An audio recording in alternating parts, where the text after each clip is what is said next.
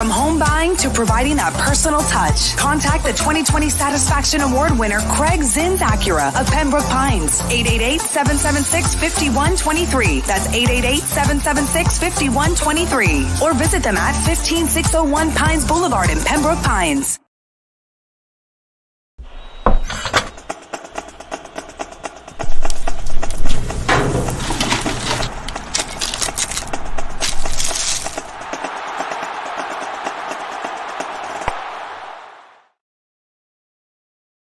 Welcome to Red Light Therapy, a revolutionary technology perfected by NASA to aid in muscle strengthening and recovery. Red and infrared light has the capacity to penetrate deep into the cell's mitochondria, potentially leading to increased energy, faster recovery, and the optimal performance your body demands. Train, fight, recover.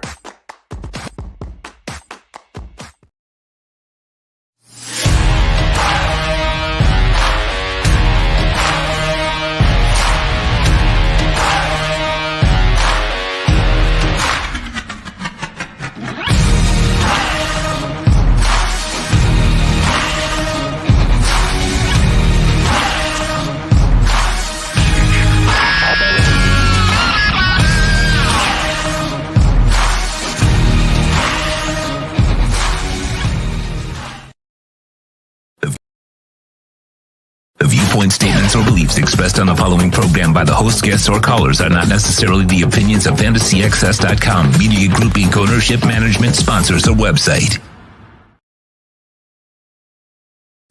When it comes to South Florida sports teams, very few in the media have witnessed, lived, and covered it like the Big O.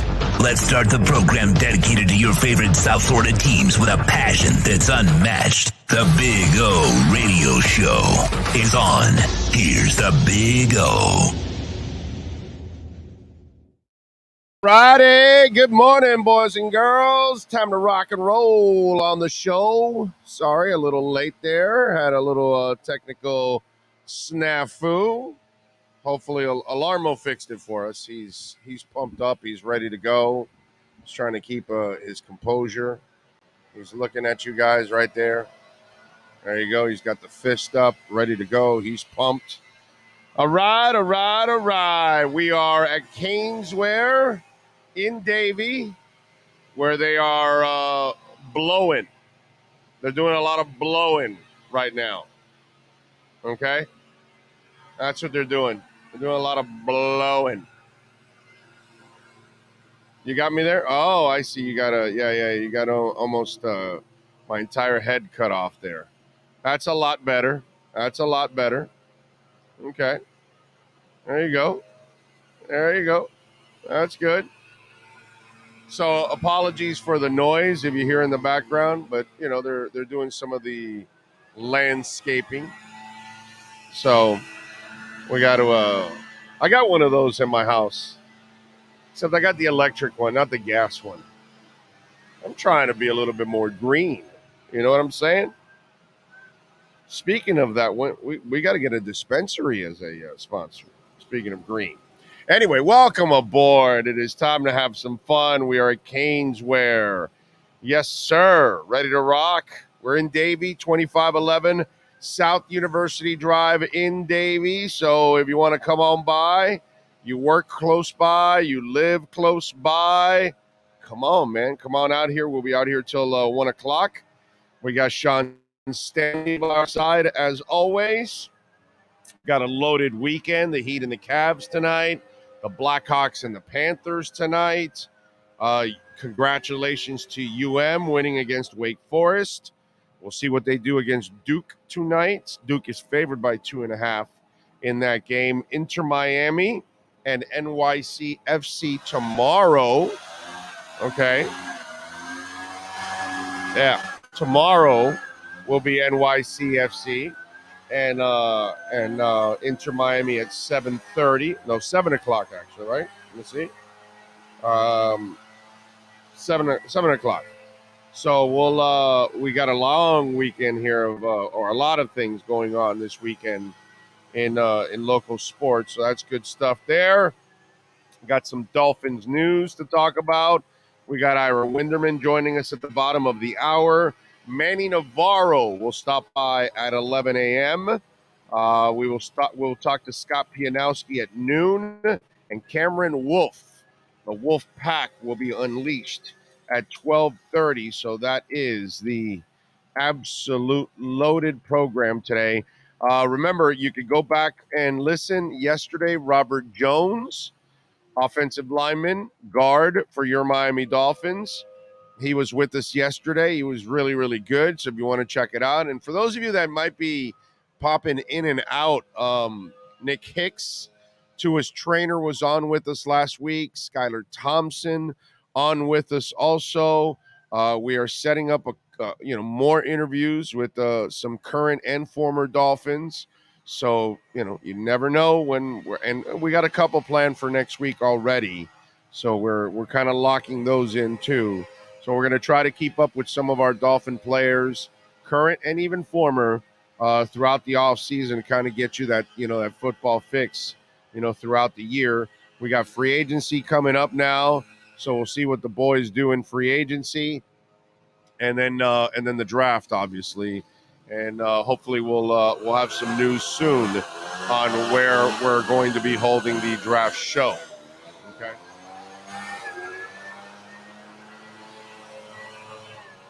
Eventually, they'll blow it all away.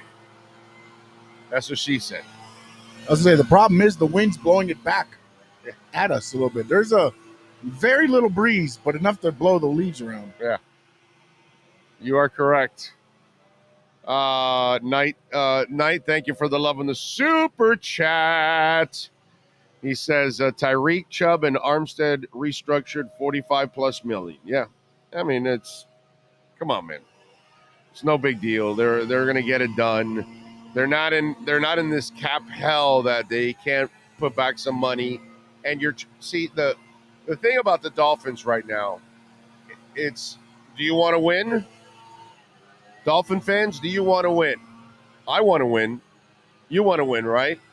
And you got to try to make your run now. And that's what they're doing. And they wasted a lot of time the first 2 years with Flo because he couldn't come up with the offensive staff that they needed, right? So then now you bring in McDaniel and you fast forward everything, and you saw what happened last year. Tua played lights out. Tyreek, Waddle had, record-breaking years. They were awesome last year.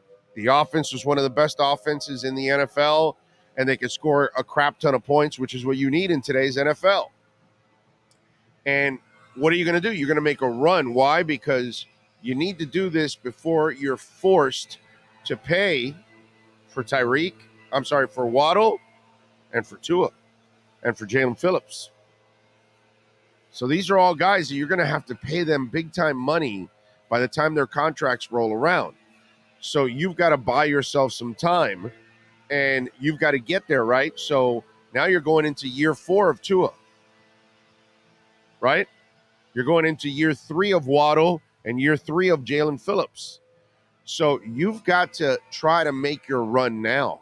So I believe they will be aggressive in free agency. They'll sign a player or two in free agency that they'll add to what they need now.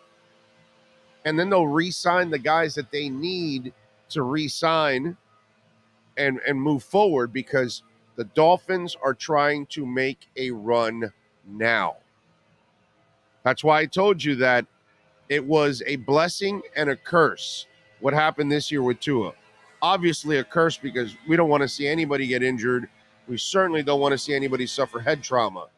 But the only blessing out of it is that because you wasted 2 years with Flo on offense, you now have bought yourself another year's time because of the concussions, because you don't have to give them the extension now. The only thing you really have to decide is whether you give them the 5th-year option or not, because they have no leverage to ask for a big contract extension.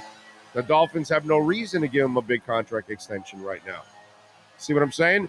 So you bought yourself some time that you can even stretch it out to his big money won't start coming in till year 6 or 7. So that'll buy you a little bit more time before you have to, that big salary kicks in, and then that takes your cap completely out of whack. So what are you going to do? You restructure now, you put some stuff back, and you try to win now. So we're in Super Bowl mode going into 2023. I just want you to know that just in case if you missed that, if you don't understand what they're trying to do, is they're trying to win a Super Bowl. And so if you're going to try to win a Super Bowl, you got to do it right now. Restructuring tells you they're here to win right now. And this was, again, I don't care what anybody tells me, this was a team that just had a crap ton of bad luck last year. This was a really good team that injuries derailed their season. This wasn't a team that, like in years past, we're trying to kid ourselves. Maybe if this happens or if that happens, we can sneak into the playoffs. We can maybe win a game. No. This is the kind of team that can challenge for a Super Bowl. But they've got to be healthy, and they've got to add a couple of extra pieces. They added the defensive coordinator. Now they got to add some of the players. And let's see. It's all about winning right now. That's what the Dolphins are all about right now. They're all about winning, and you should be excited as a Dolphin Nation that over the next couple of years, what they're going to try to do is win a Super Bowl. And they've got the kind of team that can win this division. And where Buffalo is headed now, that's where Miami will be in a couple of years. You could say that the window for the Bills probably started to close this offseason here because now the Josh Allen salary and all these other things start to kick in, and it changes the dynamics of their team. All right. What else do we have here? Good morning, Big O and esteemed listeners. Gordon Shumway is in the house there. John Santos, by the way, is first. Kyle Cockrell is in.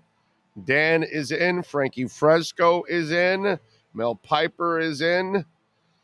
Tua Time, Lisa Rose, Devin Jordan. You know, you've seen Cracchiola. You've heard me mention that name, right? I met him at the Greta concert. He walked up to me and said hi, and he goes, "Hey, by the way, thanks. You're one of the few people that says my name right." Omar Lopez is in. Michael Fisak in. Alexis Palenzuela. Adriel Heat says, let's go Miami Dolphins. This is our window of opportunity to get to that Super Bowl. Amen to that. GP Trap in. Green Lion. The Wayne D Experience. Razzle Dazzle Crypto. And Jamie Lobo. And Karen S. in. And by the way, markets are, whew, wow. Hurting, bro. Hurting big time right now. I got to tell you. And the markets opened up today in the red. The Dow is already down 72 points. The S&P is down 24 points. The NASDAQ is down a little over a point. Bitcoin down to just under 20,000 right now, right? Yeah, 19,877, so 19,900, right around there. It's been hovering right around 20 now. Got a good deal, actually, this morning. I just, with optimism, I thought that was it's at a really good buying zone right now. That is the one good thing. It's like with crypto right now, it's a bad thing, good thing. This is the way I look at it. It's a bad thing because overall you got some FUD going on. You got a couple of banks that are struggling and closing down. And so the perception, right? It's not really there's anything wrong with Bitcoin or Ethereum or Optimism or whatever, you know what I mean? Or Illuvium or Cardano or anything, but the periphery, the stuff that the government is trying to do to screw you guys over and help rich people, help the powerful. And so they're kind of, trying to attack. And then it creates doubt out there for people that aren't really following it, unfortunately. And then the good part is for those of us that understand what the hell is going on, what some in the government are trying to do, we get to kind of, collect a little bit more at better prices, and so that's actually the beautiful part of it. You know what I'm saying? So, that's where it's a catch-22 with what's going on, because eventually, I mean, look, the job rate went down 311,000 jobs or something. They thought it was going to be somewhere in the low 200s, so it came in at a much higher number, which means more people are working. I believe more people have two jobs, actually. That's really what I believe, because last time I checked, there's a crap ton of people that are homeless. That hasn't changed. You know what I mean? I just think it's so expensive to live, and we thank Biden, of course, for making it even more expensive, which is what Democrats do. But anyway, it's just one of those things, and and then apparently inflation now is going to go down a whole percent here in March, and yet what are they going to do? The Feds are going to raise the rates because not enough people are losing their jobs. How screwed up is that? That's how they bring inflation down, by putting people out of work. Like, where does that make any sense? And so then that creates FUD, and then liquidity is everything, ladies and gentlemen. And if you don't have the liquidity, that's where you have those issues. Unfortunately, it's a shame. Big O, do you think Ali is still a good deal at 4 cents? Yeah, it is now, because it was up at 9. So yeah, it's good now. It's a good deal. I mean, listen, I got in at under a penny, so I'm, you know what I'm saying. But at 4 cents, I think Alethea Liquid Intelligence Token, which is what you're talking about, just in case people don't understand what Ali is. Yeah. I mean, listen, eventually that company's going to blow up. I've been a big supporter of that company, and right now I know I'm playing with house money, because I already took all my profits and my investment out, because I got it under a penny and it went all the way to 9 cents. So I'm more than 9 times my money. So I got out, and so I'm playing with house money now. But if you haven't been in on it, I think at 4 cents, because it bounced around between 5 and 6 for a while. And now with this dip, it went down to 4. I think it's a good one. That's why I got into Optimism now. I got it in at $2. That thing was closer to $4. So it was like a 370. And I love Optimism. So that's one. That's why I'm saying that this creates doubt out there. But for those of us that follow the market, it also creates an incredible opportunity in certain things. Gala Games is at an incredible discount right now. So is Cardano. All right, let's do it. Let's talk a little basketball. Ira Winderman and our Acura Pembroke Pines Miami Heat and NBA report next. Heat fans, time for the best insight of your favorite team with insider Ira Winderman, exclusively on the Big O Radio Show. It's the Acura of Pembroke Pines Miami Heat and NBA report. Here's Ira Winderman. All right. Here we go, Ira Winderman. How you feeling, my man? You feeling good? You know what? I'm feeling almost as anxious and uncertain as I've been on every time I've come on our Acura Pembroke Pines reports on Monday and Friday, because Big O, getting a read on this team, getting a feel for where this might be headed. Hey, it's sort of like what you're talking about when you're talking about your Bitcoin and your crypto. It is such a speculative market on the Heat. The Heat are up. The Heat are down. We just can't get a read. And you know what it tells us? The Heat are right in the middle. They're a mediocre team. Yeah, that's what they are. There has been no up at all season. It's been a mediocre team all year long. You can't shoot threes. You know the loss in Cleveland last night, 2 nights ago, and I got to tell you, when I hear Jimmy talk, well, I don't look at the standings, and you know, oh, are we in the play-in game? Come on, man. I mean, are we stupid here or something? He knows where they stand. There's conversations in that locker room. The coach has got to catch their attention, tell them, hey, we're way down in the standings here. We're going to be playing extra games for no reason at all. It's just, sometimes I just wish people wouldn't treat us as, it's like Bill Clinton telling us, oh, I didn't inhale. I mean, come on, bro. I'm not stupid. I wasn't born yesterday.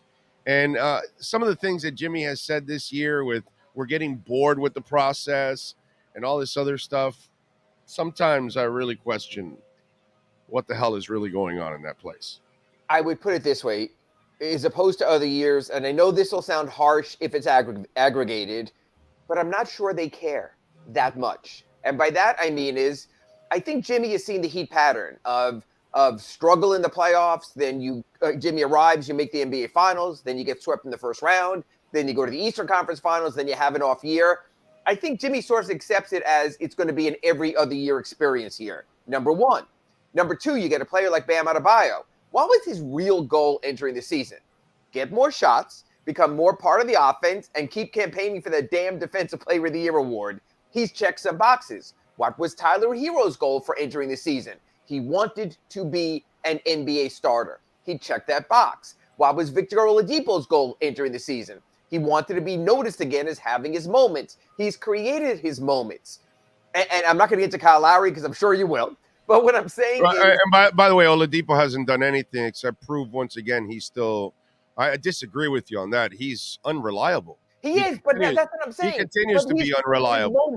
He's created moments. In other words, I always joke when I go out and play tennis and I get whacked 6-1, 6-1, I can still put together a highlight film because I hit 6 good shots. So I can give that to the 6 o'clock news and not look terrible. I think that's where Victor Oladipo is. He can have 4 bad games, and then he has the game like he had the other day, coming back, before the Heat played Cleveland. And you look at him and you go, oh, Victor Oladipo is back. He can get it done. Look what he did.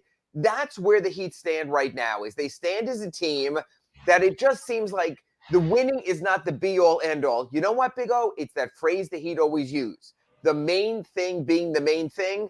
Big O, I'm not so sure this season that the main thing has been the main thing for the Miami Heat. I think they look in the mirror and they realize, you know what? Boston's better. Milwaukee's better. Philadelphia is better. We could bang our head against this wall all we want, but we're not a top 2 and not top 3. Honestly, the way the Nets and Knicks have played, the Nets for a stretch, the Knicks now, and not top 4 or top 5 team. I think it's dawned on the Heat in these 4 months into the season, they know who they are. So in other words, the season's over. The season is The season is headed to the exact conclusion that we all see right now. Go to the play-in round, maybe escape the play-in round, get waxed in the first round. Unless they somehow can conjure a way to play Philadelphia and regain their mojo like they did in the second round last year, yeah, that's where it's headed. You know what? You don't have – it's just like you speculate on all your cryptocurrency. You are not buying Miami Heat stock now that it's down. It used to be people, they're down, they're number 7, they're going to come back up. Now's the time to bet the championship odds. No one's doing that. The Heat are who we thought they were 2, 3, 4 months into the season. It's just the reality. They'll finish among the top half of the teams in the NBA. That's not what they play for. So I think there's almost a thought of, okay, let's move on to the next thing. So will this team be blown up in the offseason? It's not as easy to blow up. It's kind of interesting looking at what the Dolphins did today with Tyreek Hill and restructuring his contract. In the NFL, you can create money out of nothing. You can move things around. The NFL might talk about a hard cap and all that, but there's much more freedom, especially Big O with non-guaranteed contracts. So there's 2 questions you're really asking me here. Should the Miami Heat blow it up? Yes, I agree with Orlando Alzagari on the Acura Pembroke Pines report. Can the Miami Heat blow it up? Not so easy, my friend, in today's NBA. Because can you get a taker for Kyle Lowry? Can you get a taker for Duncan Robinson? Can you replace Gabe Vincent and Max Strus so you don't overpay them and find value when you have no freedom other than the taxpayer mid-level exception? That's the deal. And can the Miami Heat moving forward with the contracts of Jimmy Butler, Bam Adebayo, Tyler Hero, and maybe, although probably, Kyle Lowry on the books get anything more out of their roster? Man, Andy Ellisberg might be the wizard of the cap. He might have gotten Jimmy Butler with absolutely no cap space available, but I'm not so sure that this isn't Andy Ellisberg's biggest salary cap challenge he's had since becoming the Miami Heat's general manager. You didn't mention Jimmy Butler. Is that because it's going to be impossible to find a team that will take him? I didn't mention Jimmy Butler because he has achieved and maybe even overachieved this season. I know, Big O, you're going to harp on me on the 15 games missed. There's been none missed since mid-January.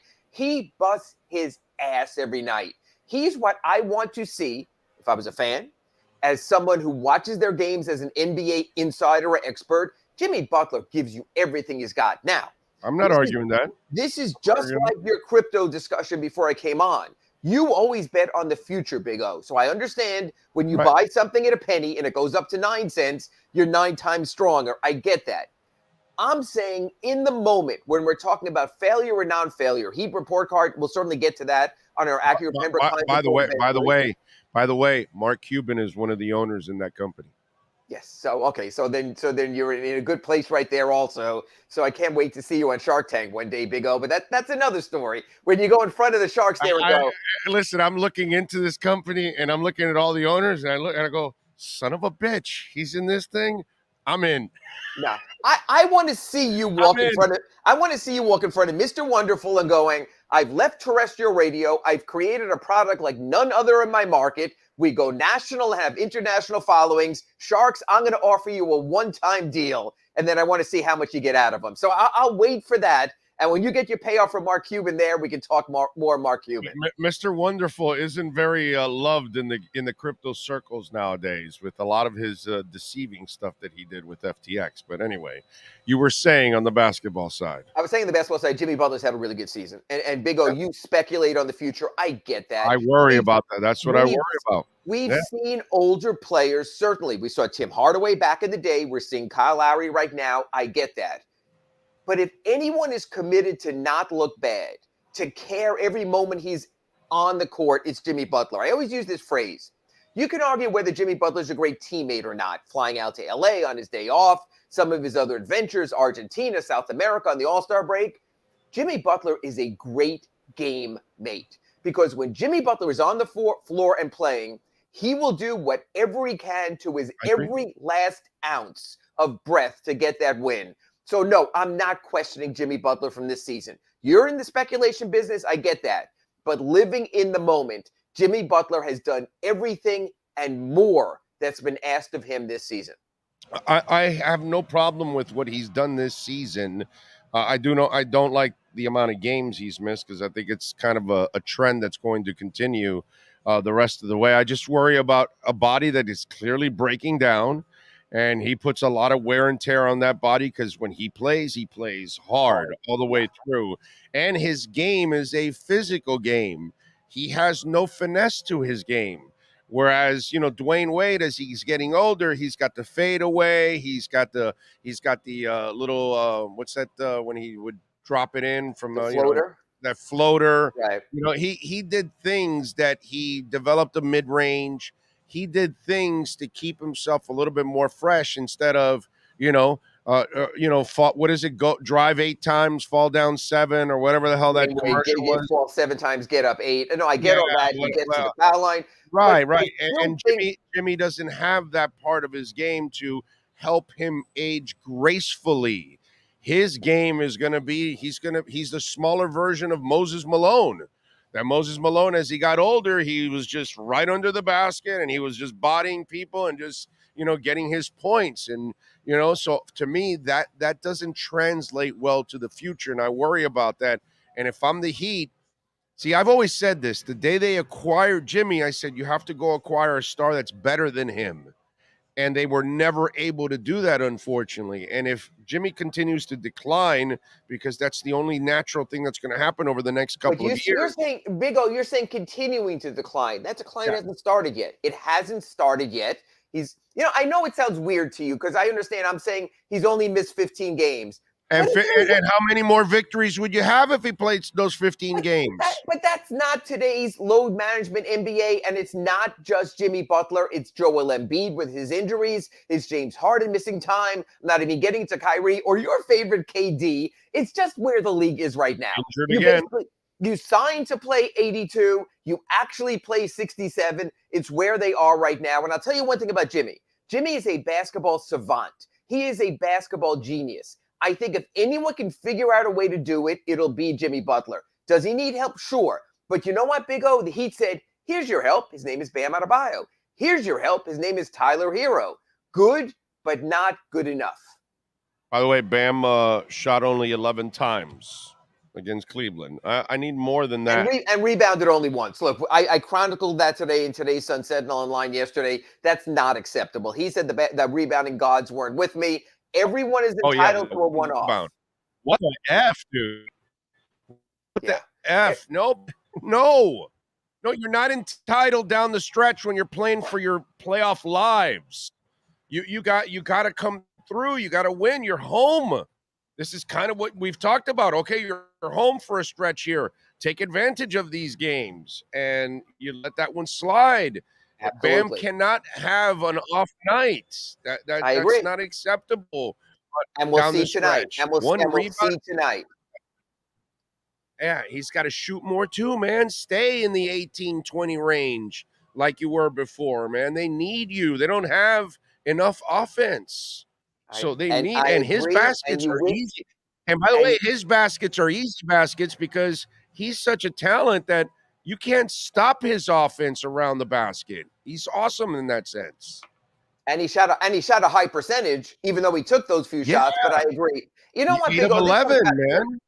This comes back to what you and I say in our Acura Pembroke Pines reports twice a week. Also, Bam's a star. He's not a superstar. Can Bam get to superstar? I'm not sure. Same thing with Tyler Hero. Star, not a superstar.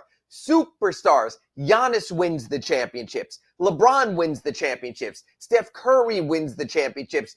I'm going to put Kawhi Leonard in that group. Kawhi Leonard wins the championships. Dirk wins the championships. Dwayne wins the championships. That's the thing. The Heat have some star players. There's a ceiling there. We'll now see if Jokic can break through the ceiling in the Western Conference. This league is about superstars. The Heat have given us some nice stars. That's where they are today.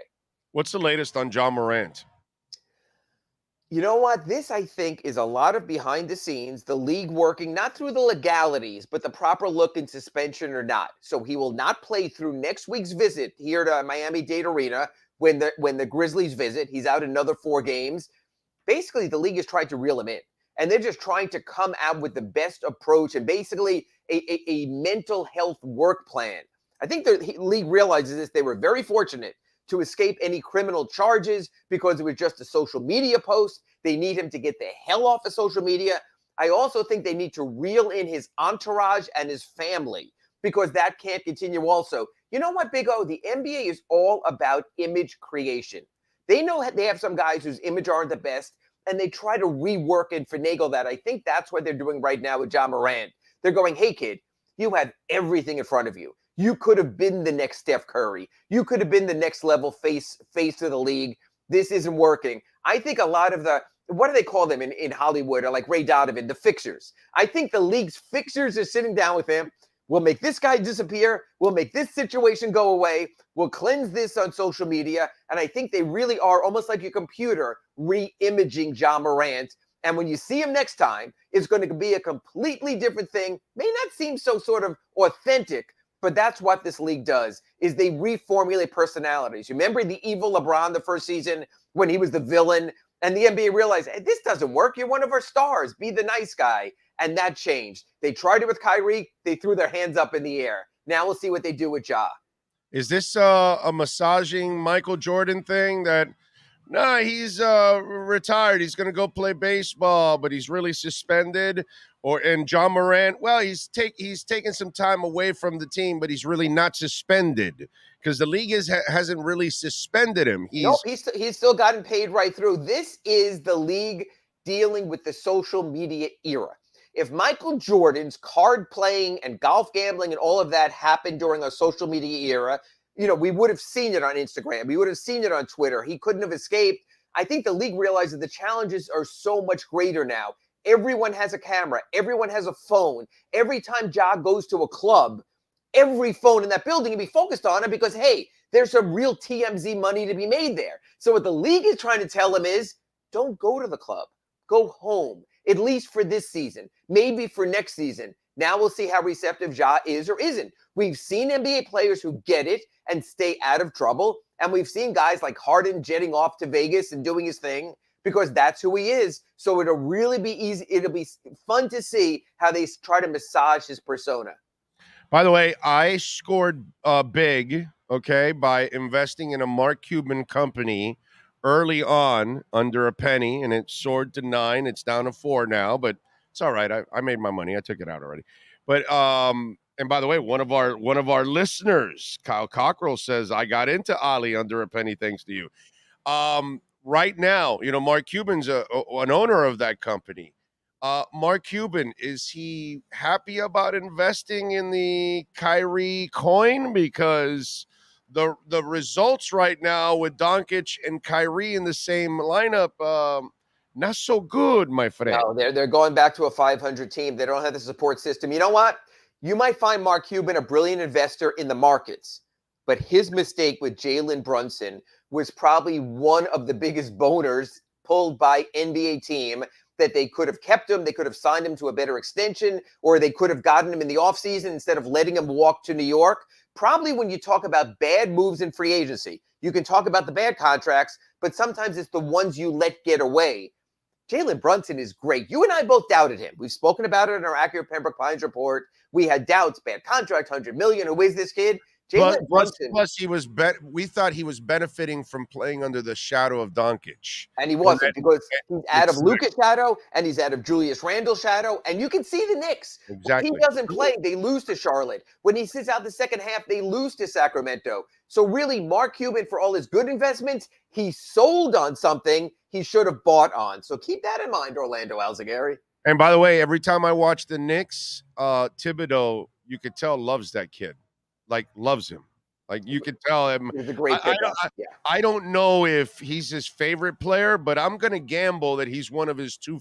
If you cornered him and say, give me your 2 favorite players, I think Jalen Brunson is already one of his 2 favorite players on that team, because every time I watch him, there's this connection between these two, and it's almost like he enjoys playing for Thibodeau, actually. Just like Jimmy Butler did. He drove Jimmy Butler's minutes into the ground, but Jimmy Butler didn't mind being driven into the ground because they had that common goal to win, whatever it took. You can just see that mentality. That probably was the best off-season free agency move this summer. We'll see if the Knicks front office, if Leon Rose gets executive of the year. So wait a minute. Kyrie didn't sign an extension with Dallas, right? Correct. What happens this offseason? No, it's, Dallas sold their future when they gave up Dinwiddie, who was playing well with them, and they gave up, Dorian Finney-Smith, who was their top perimeter defender. Sometimes you sell your soul for the moment, and then you wind up with hard, difficult decisions. It's not only whether the Mavericks will re-up with Kyrie, it's whether Kyrie will re-up with the Mavericks. You just don't know with that kid. They took a chance on the ultimate, volatile stock, volatile crypto in Kyrie Irving. Yeah, and it's funny because Brunson is a character kid, plays hard and tough, and Dinwiddie, pro, dude. He was with the first time with the Nets. He was with Dallas. He does what you want, but you search for greatness and you take chances in this league. Sometimes you get burned. All right, follow him on Twitter at Ira Heatbeat and follow his work there at the South Florida Sun Sentinel. Subscribe like I do so you can stay in touch with your Miami Heat. Ira, enjoy the basketball weekend. We will catch up on Monday, my friend. Monday, right back here, 10:30 a.m., Acura Pembroke Pines Report. Thanks, Big O. Thank you, sir. There you go. Ira Winderman and our Acura Pembroke Pines Miami Heat and NBA report. 15601 Pines Boulevard, just off of I-75 and Pines. Man, it's a dealership. It's the number one rated. It's the number one volume dealership in the United States. You know, I've been telling you about it, number one in the Southeast United States for years now, for like 12, 13 years. Well, now they're the number one in the country, man. I mean, that is just absolutely amazing. Get on down there. We got a service center led by Mike Chan and Jordan Ferber. They do excellent work. You're going to love those people there. So if you own or lease an Acura, great place to get it serviced. And, of course, they've got a large selection of brand new vehicles and certified pre-owned vehicles. Get on down there. Tell them that Big O sent you. Buy or lease at Craig Zinn's Acura of Pembroke Pines. You've been listening to the Acura of Pembroke Pines Miami Heat and NBA report with Ira Winderman. When you're looking for award-winning service and great deals from the number one volume Acura sales dealership in the Southeast United States, you go to Craig Zinn Acura of Pembroke Pines at 15601 Pines Boulevard in Pembroke Pines. Okay, there we go. By the way, do you think, okay, Ali, what was I seeing here? Robert Triana says, now my chance to get in on Jasmine. Dude, I bought some more Jasmine last night. When it got down to, I think it's at 47, I think I got it. And I think it's at 48 right now, which is at under half a penny. I picked it up last night at 47. I said, man, 47. It wasn't 46, 47. That's what it was. It was under a penny, under half a penny. And I was like, okay, I believe in it. Now, again, you can do your own homework and, but so that's another one that I'm trying to, that and Star Atlas. Those are two that are still under a penny, and they've gotten actually Star Atlas like at a third of a penny, man. That one is really good. Triana says, now's my chance to get on Jasmine. I hope we hit, bro. I hope we hit on that one. Jamie says, good morning, Big O, Sean, Fins Nation from San Jose. Hope everybody's doing well. It's raining constantly over here, and it's cold. Weirdest thing, huh? How much it snowed in California? Holy shit, dude. What about all the service jobs? No one is working in service jobs. Where are they working? They're working. Jonathan, they're working, bro. They're working. And it's not because the country is, oh, my God, we're powering through and all that. No, man. It's that it's so expensive to make a living, to survive. I think a lot of people have two jobs. Just think about it. Think about all the people friends, family members. It ain't because, your president and the government are doing this phenomenal job of turning our economy around or anything. No, dude. It's too damn expensive. They got two jobs. I think John Moran's a good player in person and has a bright future. Yeah, but he's doing some stupid-ass stuff right now, Mel. You better wake the hell up. Zeus is in the house. Olas Big Sheepo. Why am I a sheepo? But it's like sheep. He wrote like Sheepo. Why am I a sheepo? Eddie Lepp, good morning. He's in. Zach Morgan is in. Can't wait for the Dolphin defense this season. Can't wait for the Dolphin season, bro. Okay. I think Jimmy has 3 more solid seasons. I hope so, Frankie. I really fear it, dude. Big O, any chance you get Ricky Williams on the show? We can try. Giovanni is in. Greer starting his Magic restructuring contracts. Let's see what transpires from this getting giddy. You should be so pumped about this season. Terry Lynch says, I dig the hat. Thank you. This is our Inter Miami hat. One of my many Inter Miami hats. Big O, I was being sarcastic about you. Oh, okay. G'day, Big O and Sean from snowy Toronto. King Short is also in. Knight says, man, Dudley put out a video about the Tua hypocrisy. I was dying. Yeah, there's so much of it. It's just ridiculous. It really is. It really is. Although, hey, I got to talk to Doug. I saw one of his videos, and he was talking about reports on Tua and, on Mike McDaniel and Tua, and he's got all these, and he doesn't put me. Like, he put, like, the regular writers and stuff like that, and I'm like, what the F, dude? Like, just because I'm not a writer, I break as many stories as anybody else or more. Plus, I broke the Tua stuff before everybody else. That's not fair, Dougie.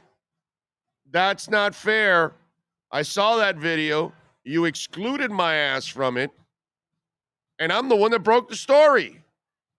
Before Darlington, before everybody else.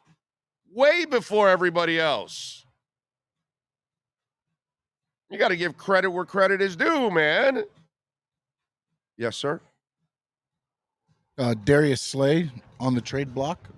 Oh, the corner. Adam Thielen. Oh, he's going to get released. He's released. He's been released. Yeah. Unable to work out a deal. Yeah. And Zadarius wants out from the Vikings too, but they don't want to release him. They're it's like, no, I know we're resetting the team, but we're keeping you. It's like, Robert Triana says, oh, thank you for the love on the super chat. He says, thanks for everything. Oh, sports, crypto, words of wisdom. You guys rock. Thank you very much. Thank you. Also, Marcel is saying that make that $56 million in salary cap space cleared by the Dolphins this week. Yeah. It's FUD, bro. It's FUD. It's like, it's people panic and all that. Where I told you this offseason where they are lacking is in draft capital. And that's their weakness. But money was not going to be a weakness. Yes. He also put, for clarity's sake, this does not mean the Dolphins have $56 million in space. They started $17 million over the cap. Right. So it puts them about 39 with this week, and then others probably coming. Yeah, and that's more than enough that they'll need. They'll be fine. I'm not worried about it, bro, because when they re-sign these guys, their first-year salaries are going to be low. So it's not going to be that bad. They'll be fine. I'm not worried at all about all of that. I just told you in the opening segment what was going to happen, what they're trying to do. And they're making the run right now in the next couple of years. So they're going to be mortgaging the future. That's kind of the way it is. That's the way everybody does it. You know what I'm saying? When you have your opportunity, you go out and get the pieces that you need, and you spend the money, and you push back some of the bonuses and all that kind of stuff. So there you go. And Robert, thank you again for the super chat. Don't forget, folks, you can make a donation through Cash App or Venmo at Cash Big O Show. And we love our Bitcoin donation. And right now with Bitcoin down a little bit, perfect time to make a Bitcoin donation to the show. Cash Big O Show. That's Cash Big O Show. You can send in your question, your comment, your insult. Also at the same time on Cash App or Venmo at Cash Big O Show. That is Cash Big O Show. Actually, Bitcoin's trying to crack 20,000 again because it climbed up to 19,989 right now. You know what's been really strong? Ethereum. It's just over 1,400. It really hasn't gone down a whole ton. It's held pretty damn strong, man. Really has. Jasmy's up to 49. So those of us that got in on 47 yesterday, you're watching that little bit of money starting to climb there a little bit. I know it's going to run. And when it runs, I'll be happy. I'll be very happy. That and Star Atlas. Those are my two long shots. And I'm hoping that those hit. Boy, if Star Atlas could really hit big, big, yeah, that would be good. That would be really good. Okay, really, really good. Knight says, barring health, the road to the Super Bowl will have to come through the Hard Rock. Kevin Grant says, Big O, Roger is going to the Jets. It will be a disaster. It will be so glorious. Oh, God, it's going to be so glorious. You know, FSU, baby, this is an Inter Miami hat. Okay.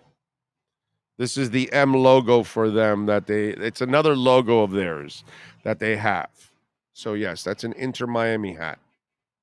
Okay. What else? What are your thoughts on Braxton Berrios? If they need a returner, that's not a bad option. They do need a returner. All depends on the money, of course. But he could be an option. I don't think there's going to be this incredible market for Braxton Berrios. So I don't. If somebody's interested in him, I don't think you're going to be fighting a ton of teams for him. And Miami does need a returner, so we'll see. That one makes a lot of sense. What? You see what the Saints are doing? No, they've offered Jameis Winston a restructured deal to stay. Okay. To be, I guess, the backup, right? Yes. Because Carr went there, right? Right. So right. Look to stay there, but he has till Wednesday to accept the offer. So, his agent should know if he has a chance to go compete for a starting job somewhere. That'll be the key. If he doesn't think he has a chance to compete somewhere, then he probably stays there. That's all. That's what I think it is. The legs of the heron makes it that M for Miami folks on O's cap. Right. Yeah. Yeah. You're right. Yeah. That's a nice way of explaining it. Good job by you. Very nice, Giovanni. Constantine Popa never lived up to the hype. Yeah, he did. Constantine Popa, he turned into one hell of a security guard. All right, let's go. Hour number 2, Manny Navarro, the Constantine Popa of writers. That's a terrible. I'm sorry, Manny. That's an insult. All right, let's go. Manny Navarro, the Michael Jordan of Miami Hurricane Riders, starts hour number 2.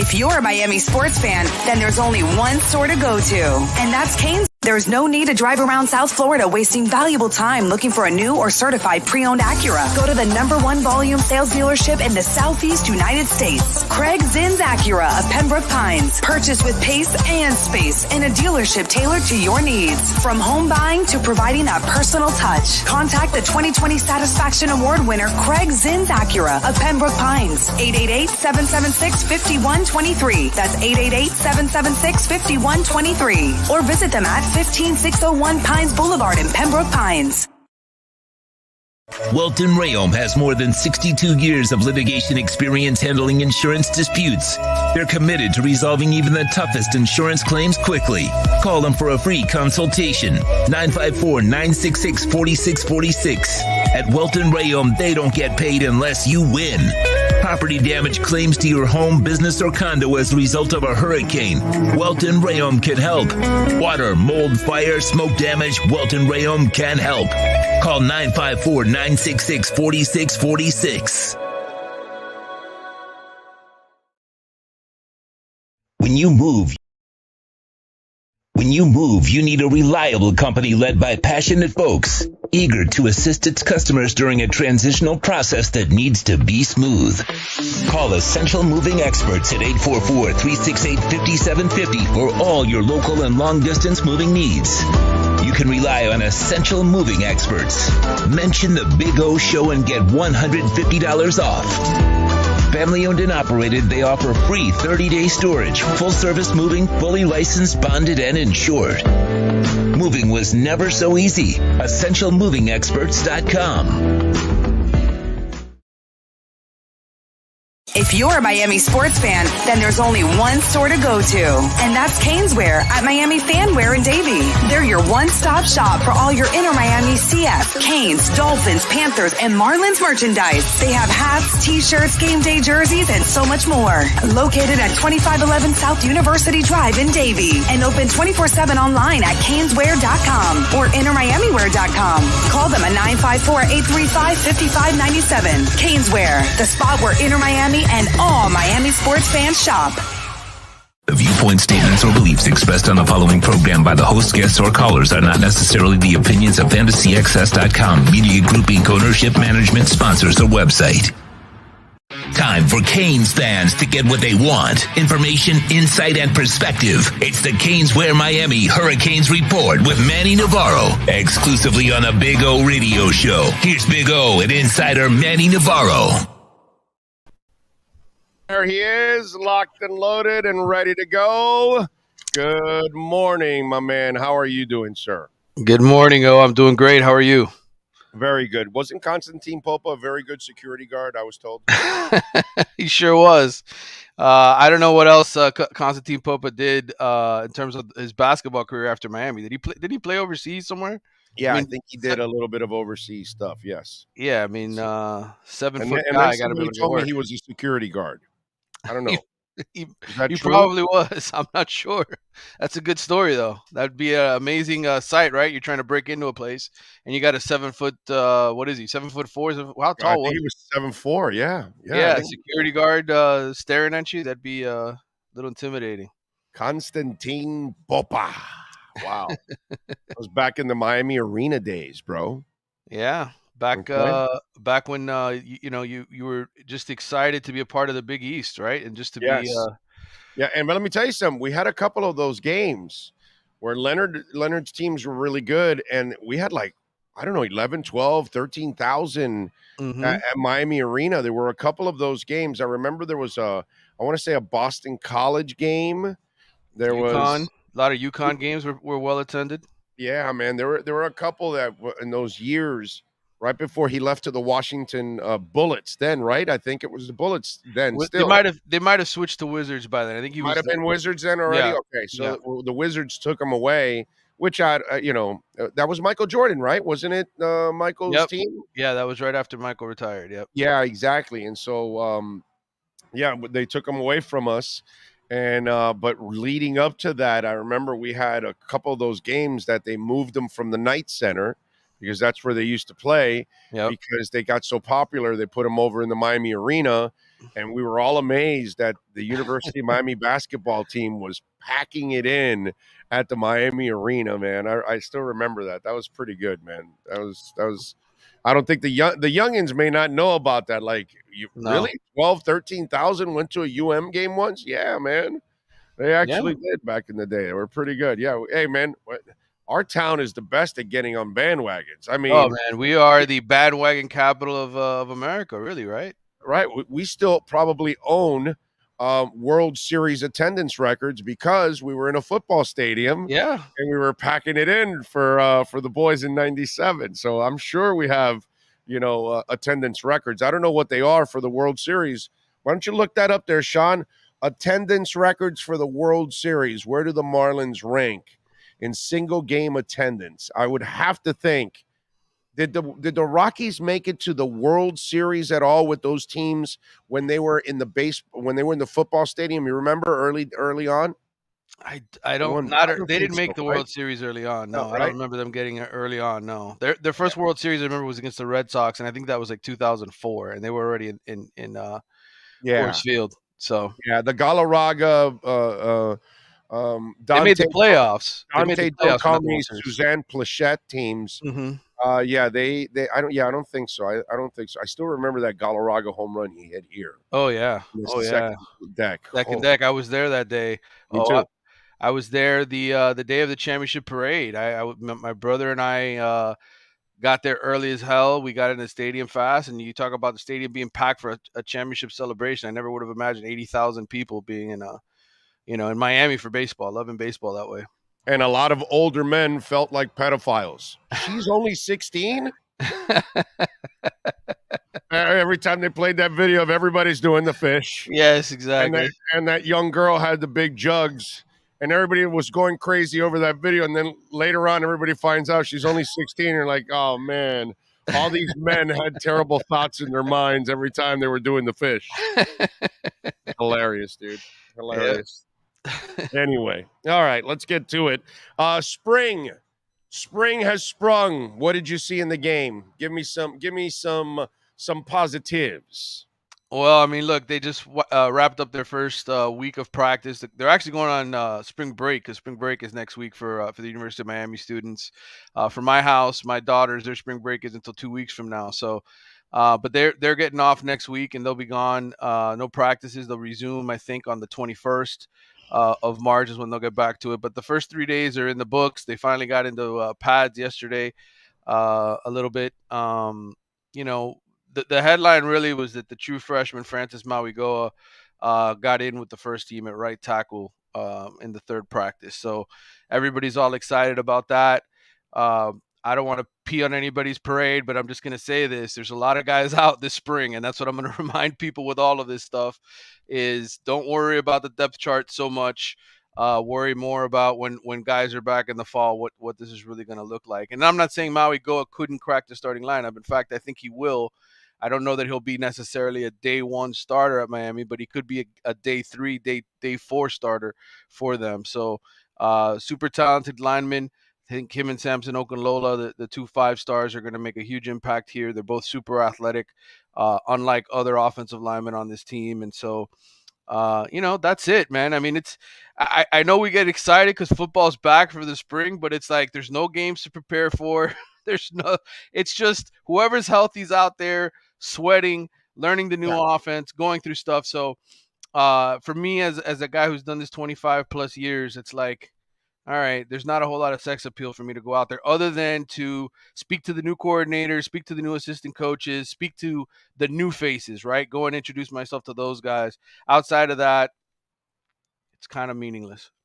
No, I get it. It's true, because really nothing that ever happens in the spring that even people get excited about really rolls over into the regular season anyway. And really it's hard to measure, and plus you're installing a new offense now, right? And all of this. So yeah, it's until we actually see them on the field competing, then we'll get a feel for how much this team has grown from last year. Because if there's one thing that Cristobal has to do, he has to develop him and his staff have to develop a much better team this year that's more effective, that is more mature, that is, more consistent out there. To me, that's the other thing that I'm going to measure is how well are these guys playing? How few mistakes are they making? That kind of stuff. I want to see how much have the coaches also prepared their players to succeed. Yeah, and setting up a culture, right, and expectation internally for the way that they want to play. And I think, we got a chance to talk to the coordinators on Tuesday after I had come on your show.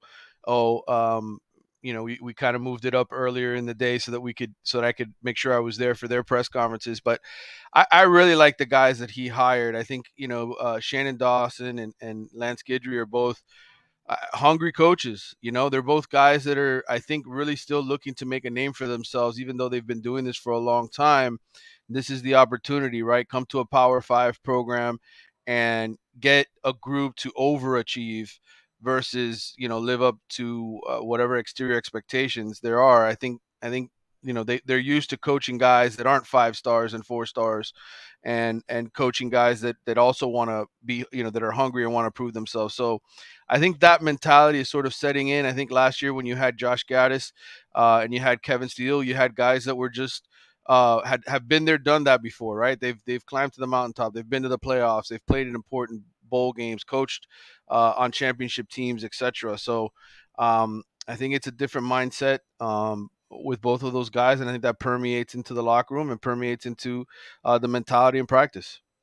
I'm with you there. 20 players now transferred, so that's a nice turnover now for the Canes. Yeah, I mean, it's kind of the way college football is now. Oh, I mean, you're just going to see a lot of guys year to year to year. That's why this recruiting thing is so complicated to figure out. We for so many years we would sit there and say, let's just look at the recruiting standings, right? Miami's ranked 15th this year. They're ranked 12th this year. They should be good, right? They've got all this. Well, not anymore, man. Like it's really more about turnover year to year to year, free agency in college football. And can you pick up the kind of transfers that'll make up for your losses? Can you bring in guys that are upgrades over what you had the season before? And I think Mario has done that in a couple of spots. I think the offensive line is going to be much better with Javion Cohen and Matt Lee part of this offensive line. But I still think he could use a legitimate number one cornerback. I don't know that they have that on the roster. I still think they could use a guy at wide receiver who can take the top off. Number one wide receiver, I was going to say. Yeah, I mean, look, Colby Young is super physically. He's super impressive. I mean, he's 6'4", 213 pounds. You go back and you put the tape on of the Virginia Tech and the Duke games where he scored touchdowns and made big catches, and you're like, okay, wait a minute, this guy could be a number one. But the reality is, you'd rather have a little bit more depth at that position than you do right now in terms of speed on the outside. You don't really have that. You have a lot of unproven guys who've gotten some opportunities and not come through and delivered. So I don't know that they'll find that in the transfer portal, but I guess my overall point with all of this is you're always looking, and the methodology of what we're used to of building a roster in college football nowadays is just different. You don't just recruit a bunch of freshmen year to year to year and hold on to them and develop them. It's a constant process, and I think fans who casually tune in and don't watch college football and see how the donuts are made year to year, this is the way the game is now. So I think Mario did a good job. I still think he can get more help in the portal. All right, so talk to me about Mr. Gaddis in Maryland. Yeah, ends up really back with Mike Loxley, who he's with at Alabama. Maryland's one of those interesting programs. Obviously, they've got Tua's younger brother there playing quarterback for him. They're in they also have a really ugly ass helmet. Yes, I'm sorry as I digress. I'm sorry. They've got one of the ugliest sets of uniforms I've ever seen. In all honesty, I completely agree with you. Oh, it's pretty bad. They got so much shit going on that helmet. It's like, what the hell is that, dude? What is wrong with you people? It really is embarrassing. But look, it's a fresh start for him. He wasn't a fit at Miami from a culture, from a getting the players in the wide receiver room to play for him. I think the moment he got that job and he got down here and he realized, hey, this isn't, I don't have the same type of players I had at Michigan. I don't have the same type of linemen. I don't have a Blake Corum in the backfield. I don't have a standout receiver. I think he sort of started whimpering to himself like, oh, I got to get out of here quickly. And I think he coached that way. I think he coached as a guy who wasn't necessarily happy. And I think it rubbed off in the room. And so now he gets a fresh start at Maryland. He'll get a chance to find his footing in the Big Ten, where I think he did have some success, obviously, with Michigan. He might be better suited for that kind of football anyway. And so hopefully for him, it works out. I don't think Josh Gaddis is a bad guy. I just think he was a bad fit for Miami. Oh, yeah. I don't know what kind of guy he is. He might be a fantastic dude. I thought he did a piss poor job of adjusting to the talent that he had and kind of forced a square peg in a round hole. I didn't see creativity from a coach. And, that's what you're going to have. You're going to go through seasons where you don't have this, look at Eric Spoelstra. Okay, so you're giving me Whiteside and Deion Waiters and Tyler John. Okay, well, I'll try to make the best out of whatever and he does. Mm-hmm. And then Chris Bosh is in and out of the lineup with a blood clot, and then he's got to change the the offense, and he adjusts. And if he has the big three, or if he has, Jimmy Butler and company, the guy adjusts to whatever roster he has, and then he plays accordingly. And that was my problem with Josh Gaddis, that I get it, dude. You want to run your power offense. It reminded me a lot of Jimmy Johnson. Yeah. He comes to the Dolphins, and then he tries to run the Dallas offense, but he doesn't have the Dallas line or the Dallas running back. Right. And it's like, yo, dude, you got to go back and give Marino all the audibles. You can't give Marino a check with me system. What the hell is wrong with you, dude? Yeah. It can't be just either a run or a pass, and that's it, and that's all you're going to give Marino options.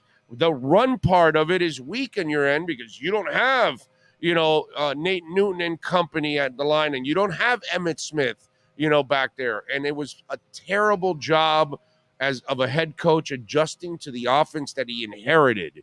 And to me, Gaddis and Jimmy taking over for the Dolphins, there were a lot of similarities in the, terrible coaching side of it. Well, I mean, look, sometimes guys are just not a good fit, and that's why sometimes when we see these postseason awards, right, for assistant coaches, like the Broyles Award winner, sometimes it's more of a product of their system and their overall team success, not so much that they're excellent play callers or adjusters. The Eric Spoelstras of the world, I think, are few and far between. I think that should only make Miami fans appreciate a guy like Spoelstra more, that he could adapt his teams to whatever personnel he has, and ultimately the best coaches do that. But I think in this case, I'm not letting Mario Cristobal off the hook. He came in here with his own vision. You're right. He hired Gaddis for a reason. You're right. And he thought he could run the offense. Now, I will give Mario credit for this. He pulled the plug as soon as it was over. Right. We've seen a lot of other guys come in here as head coaches and be idiots about things and just say, "Oh, I'm sticking with this guy," and that's it. And so, look, it was year one. They weren't going to win more than 7 games or 8 games with that roster last year, even when they were fully healthy. There's still too many talent holes. There's still too many culture issues on this roster to win big. So it was a rough year. You kind of have to leave it where it is. And now a guy like Josh Gaddis and a guy like Mario Cristobal can move on, hopefully, with better systems and better people around them to help them have success. Yeah. No, I just needed to see more. Look, I see it from Larinaga. He adjusts to all his teams, no matter what he has. Obviously, I saw Shula do it for a long time. The good coaches. Hey, Phil Neville.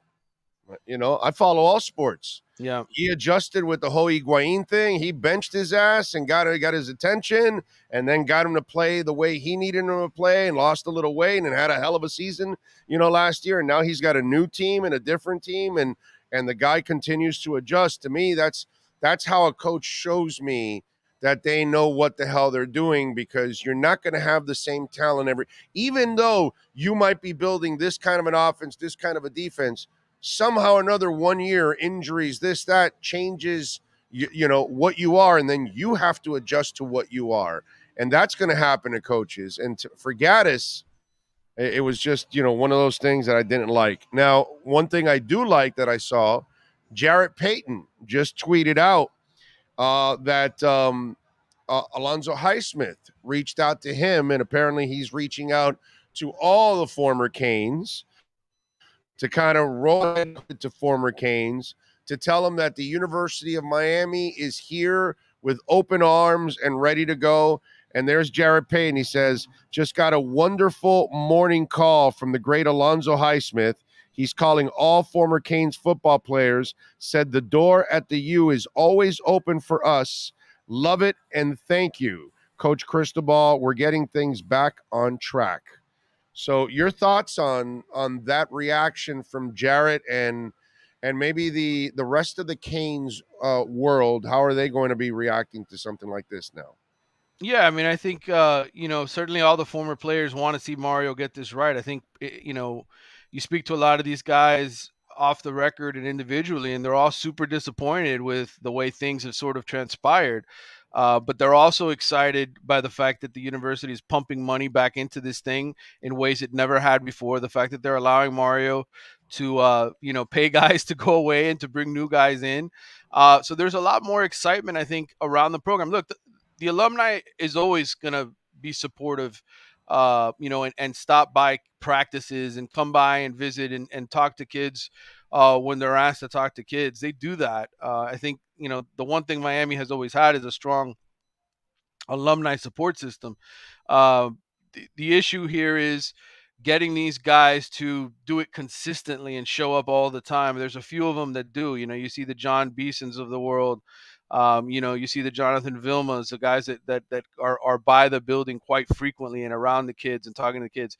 A lot of them come back for the Paradise Camp, or what used to be known as the Paradise Camp, in the summertime and in the spring football time. So you'll see guys pop by, but in the long run, man, they want to see this thing turn around quickly, and they're tired of the losing, they're tired of the mediocrity, and hopefully, Mario gives them something to grab onto this year. I think 8-4, man, that's the number. I think that's the magic number. If you can get to 8 wins this year with this group, I think a lot of positive things come out of that. I think anything less than that, people are still going to be saying, man, this is the same deal. So, but I think the former players will be there, and it's good that Alonzo Highsmith and others are trying to make this a public thing where, they're speaking it into existence. Walt Dog obviously doesn't pay attention. Walt Dog, you'll be close to getting blocked here. I'm going to ask your fucking question. Don't be spamming on the chat board. Ask once and leave it there. If I want to ask, I'll ask. If I don't want to ask, I don't ask. But if you keep spamming, I'm going to block your ass and you won't have a shot at getting in on the show anymore. Big O, please ask Walden Charles, wide receiver for 2025. Why? 2030 wasn't close enough for you? Anyway, he was at Miami yesterday. What does Manny know about him? FSU offered him a scholarship this week. He's on the way to LSU. Deion Sanders wants him to come to Colorado next month. Okay, Manny, please help Walt Dog. He's having a heart attack, a grown man, about some kid in 2025. Yeah, I mean, look, I get it. I just came from 2 combine/camps that Under Armour put on last week over at Bradenton IMG Academy and then over in Orlando on Sunday. So I've been around a lot of 2024, 2025, and 2026 guys. I also have communication with people at Miami about who they're looking at. Look, the concentration right now, we are 10 months away from signing day for the 2024 class. The 2025s, I'm not trying to dismiss them and say it doesn't matter, but there's so much time, man. There's so much time for these guys to go on unofficial visits all over the country. It's what they do. Is this a kid that they're interested in? Absolutely. I think, size-wise, he fits what Mario wants. I think he's the kind of player that the kind of prospect that you want to watch develop here over the next year. Obviously, they're not the only program interested in him, but right now, I think the priority, again, are the 2024 guys getting some important commitments here in the months ahead. The 2025 guys, you just want to develop a good relationship with. And I think, the one thing I will say, and I know Miami fans aren't going to like this, but I think Florida State has done a really good job in the last year with Alex Atkins, their offensive coordinator, who I think will be a head coach down the road. I think Florida State has done a really, really good job setting themselves up for the recruiting trail. Obviously, winning 10 games helps, but I think those coaches have done a really good job in-state with in-state prospects.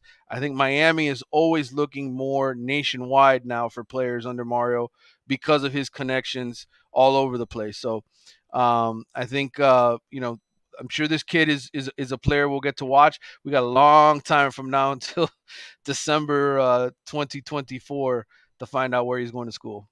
Okay. All right. There you go. You got your answer. Okay. It's like, by the way, just because you and I talk about this all the time, Manny, those of you out there that worry about recruits don't mean shit, dude, because the kid might be unhappy 6 months later and then he transfers out. This happens all the time. Recruits don't mean anything. It means a year after you sign them. Are they still there on your program? Then you have scored. Even getting somebody to commit to you doesn't mean anything whatsoever. Getting them to come to your building and start their freshman year means nothing.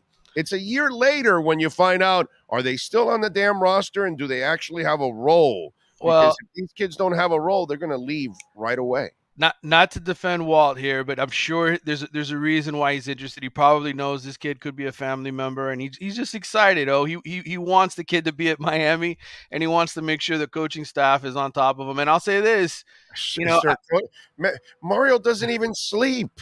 Mario's always on it, and if they really want the kid to be here, they're on it. I don't get the sense that this is the kind of coaching staff where they were late to the party on getting kids on campus. I was there. We have a psycho recruiter running this program. We have a psycho recruiter. Yes. Walt, relax, bro. We have a guy that if he doesn't want to come here, it's not because Mario Cristobal wasn't trying, dude. Yes. Okay. Yes, and I was there for junior day. I saw a lot of kids come through there. Oh, all of them, you know, the moment they're greeted by an entire recruiting staff the moment they get there and they get their little name tag and they walk in the building. I mean, I was there for 2 hours watching it happen on Saturday. There's so many people in Miami's recruiting department that have an influence. I don't think people get ignored by Miami. That doesn't happen anymore. He says he is a family member. There you go. So he's just excited. Well, you should give us freaking insight, not us give you insight. What the hell, dude? If you're a family member, come on, spill the beans, bro. Listen, I will say this. I looked at the text now. He mentioned Colorado, and you mentioned Colorado. No, I just read what he said. I have no idea. Yeah. Deion, man, there's so many kids like you don't understand. There's so many kids that just love Deion. We had our athletic. We ranked the top 69 or all 69 Power 5 teams based on recruiting potential. And I know people think I'm batshit crazy for saying this, but I actually put Colorado 4th behind Ohio State, Georgia, and Alabama because he's the kind of guy who could steal 5-star players from just about anybody in the country. I think those are the only 3 brands that are stronger than Deion right now. And by the way, I'll say the kind of shit that people won't be willing to say. Yeah. What he did at Jackson State, that makes you even bigger in the black community all over this country. Because you went somewhere selflessly. Yeah, of course, to establish your name, but you lifted a black college in the process. Right. You gave them a bigger stage for a short amount of time. You made their lives better. And, you gave that program a little bit of a springboard that whoever takes over now, it's a slightly easier job than it was before Deion Sanders got there. So that wins a lot of brownie points out there for a lot of parents. And a lot of kids see that he is fighting for their community. And that's really, really important. And so I think Deion wins over a lot of people and a lot of young people in today's world, you know what I mean, because of what he did at Jackson State. I think that he gets a lot of goodwill with all of that, I believe, personally. No, I agree 100%. And I think, the other aspect is a lot of these kids like a Cormani McLean, who we talked about ad nauseum for months, right? You and I on this show. He's a guy who loves being on TV, right? He's got a mother who wants him on TV. So there's not a lot of coaches nowadays sort of trying to set up TV deals, right? To have Amazon Prime do a behind the scenes documentary. They don't want anybody around their players. They're trying to keep the media and everybody else away from them. Whereas Deion is in this NIL world pushing every button he's got to push to get players to come play for him. And I think that's what makes him attractive. That's what makes him a dangerous threat. If he has any level of success at Colorado where they win 6, 7, 8, 9 games in the next couple of years, I mean, can you imagine Deion at a Texas A&M? For instance, what he would do there replacing a Jimbo Fisher. Could you imagine him if Mike Norvell moves on or Florida State decides, hey, it's time to bring this guy home and make him our coach? What he would do at a university where they're geographically located, where there's an abundance of talent. Put him in Texas or Florida or Georgia. And Deion Sanders would absolutely explode. And even saying that, by the way, California. I mean, he is hot. Yeah. He is prime time. Yeah. So put him in UCLA or USC or something like that. Yeah. Put him in a place like that, and I think he would really explode. And really, I think that's the next step for him. And look, Colorado, the Pac-12, they're losing USC and UCLA. If the Pac-12 stays together as is, there's no problem why the Buffaloes couldn't all of a sudden climb to the top of that conference with just Oregon and Utah there. I think they're in a very good position in the West Coast to thrive. What are you working on in the athletics so folks can check you out, Manny? Well, look, there's a ton of content coming. I've got a feature story on Julian Sayin, who's the Alabama quarterback commitment for the 2024 class. I'm gonna have something on Francis Mauigoa, who we talked about earlier with the Hurricanes. I've got a bunch of recruiting geography stuff. That's gonna be coming out the week I'm on vacation. I'll be working next week, but then the week that Miami comes back, that's my children's spring break, and I'm taking them on vacation. So St. Augustine again? No. We're okay. All right. My oldest is turning 12, and she's been wanting to go to Universal Studios. They personally told me they're tired of St. Augustine, so I'm just they are. No, that's where the grandparents are. Pound of youth because they're already Utes. They don't need any more Utes water. Okay, so you got to take them somewhere else. They told me. All right, come on. Universal Studios. There we go. That 4-day pass that they got going now. That's what we're doing. So we'll be there riding a bunch of rides and sweating our asses off in the heat. But it'll be fun. It's all right. You'll be all liquored up. Nobody will notice. Follow him on Twitter at Manny_Navarro and catch his exceptional work there at The Athletic. Better yet, subscribe like I do. Manny, have a great weekend, my friend. I appreciate you. All right, brother. Take care, man. Thank you, sir. There you go. Manny Navarro. We are here at Caneswear. This is the Caneswear Miami Hurricanes report. We are at Caneswear. They've got anything and everything with the Canes logo on it. Inter Miami gear. We got a big Inter Miami game tomorrow. You want to cheer on your Canes, man? You want to buy a shirt or something like that, a jersey, hat, something out here. They've got them for you. Dolphins gear, Marlins gear, Panthers gear, Miami Heat gear. All kinds of stuff here at 2511 South University Drive in Davie. Come see Brett. Come see Jeff. All the amazing people out here at Caneswear. And tell them that Big O sent you. They will take care of you at Caneswear, baby. If you're a Miami sports fan, then there's only one store to go to, and that's Caneswear at Miami Fanwear in Davie. They're your one-stop shop for all your Inter Miami CF, Canes, Dolphins, Panthers, and Marlins merchandise. They have hats, t-shirts, game day jerseys, and so much more. Located at 2511 South University Drive in Davie and open 24/7 online at caneswear.com or intermiamiwear.com. Call them at 954-835-5597. Caneswear, the spot where Inter Miami and all Miami sports fans shop. Skippy, yes, sir. All right. Now there's like now the market's turning around. Bitcoin's turning around, and the market was down, and now it's going in the green. Now the Dow is up 116 points. S&P is up almost 10 points. NASDAQ is down about 0.5%. And then Bitcoin now is also going up. Bitcoin is up over 20,000. It got over the 20,000 mark, 20,200. There we go. I like it. All right. Oh, boy. You follow it daily, it'll drive you crazy. That's all I can tell you. Eddie says, no bashing St. Augustine. It's beautiful here. It is. St. Augustine is beautiful. It's just Manny's kids told me that they need to go somewhere outside of St. Augustine. That's all. It's kids, bro. They need to go somewhere. And he's taking them to Universal. See, that's a good dad right there. That's a good dad right there. Walden Charles, are you kidding me? Does that sound like a star football player's name? No. Oh, Lordy. So the Titans have released center Ben Jones. Adam Thielen released by the Vikings. Yes, sir? No, I wanted to Miles Deep 305. Yes, they shipped to Vegas. Oh, yeah. Oh, you're talking about Caneswear? Yeah, they ship everywhere.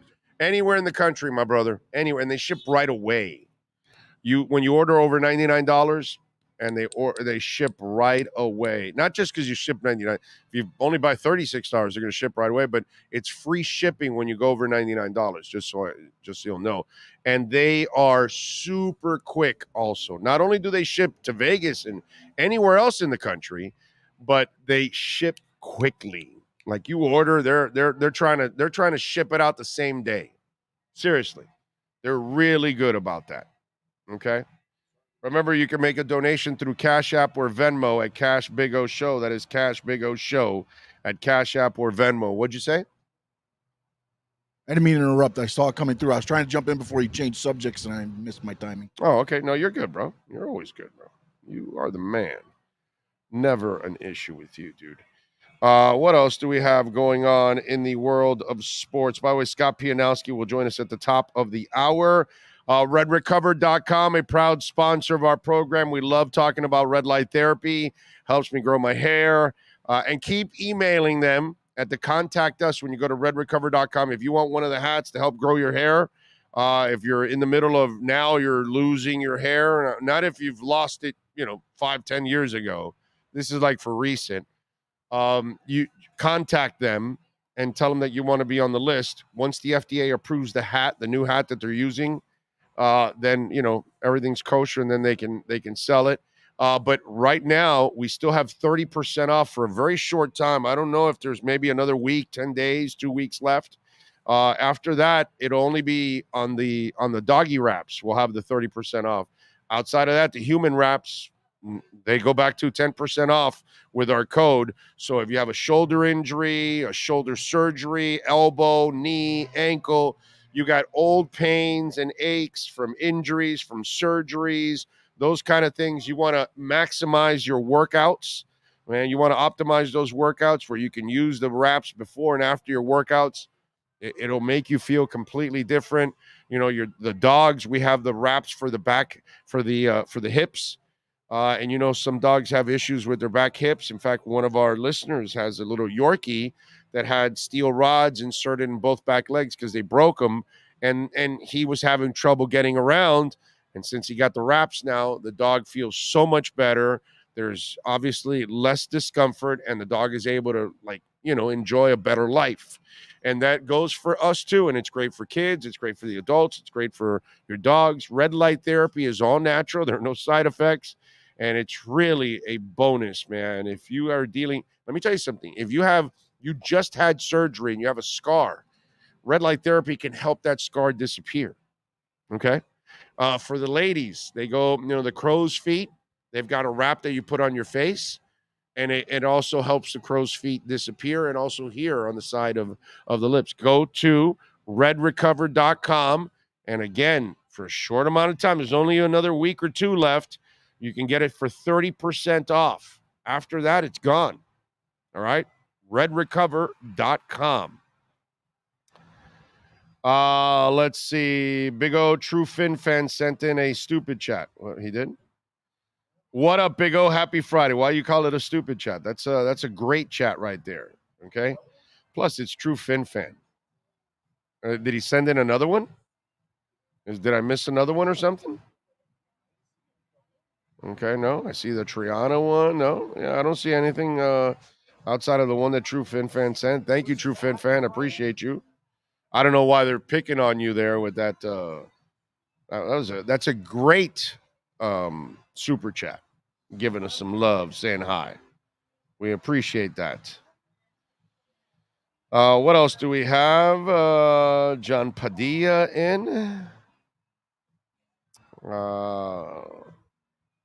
Sean, will Brian Cage sign with WWE? By the way, did I get my prediction right for Wednesday? I forgot what I predicted. You're going to ask me what I predicted? Yeah, yes. Yes, Orange Cassidy, yes. Yeah, he did so good, they changed his title now. He's no longer the All-Atlantic. He's the international champion. Okay, well, there you go. See? Another successful prediction by yours truly. Now answer the damn question, bro. What's wrong with you? Will Brian Cage sign with WWE? I won't say no, but I don't know if it's right now. They have their eyes on a lot of the contracts that are coming up with AEW. Brian Cage is a tremendous athlete. I just don't know where they're picking and choosing as far as I would sign him if I'm them, but I don't know if that's who they're going to sign. He's been very underutilized in AEW. But I think he has all the way till January 1st, I believe is when because they extended his contract because of him being injured. So we'll see. I would say know at the moment, just because there's so many contracts coming up for AEW and some big names. So we'll see if they go after them for more money than rather giving Brian Cage some money. Tua Time says WWE is trying to get legalized betting on their matches. With your remarkable wrestling predictions, you can be rich. Oh, well, we can be rich, right? Because I don't keep them to myself, just like my crypto picks. I don't keep them to myself. I share. You know how they say, you know what they tell the kids? Sharing is caring. I share. So I share my WWE and AEW and all those picks with you guys. And that's only in 2 states they're trying to do that. But Which ones? I want to say it was Arizona and something else. I believe it was who they were talking with. Okay, Arizona. And it was not. I don't believe it was Vegas, though. I don't believe it was Vegas. That's what makes so much. But the thing is, they're trying to say they can keep the matches secret. So yes, everything.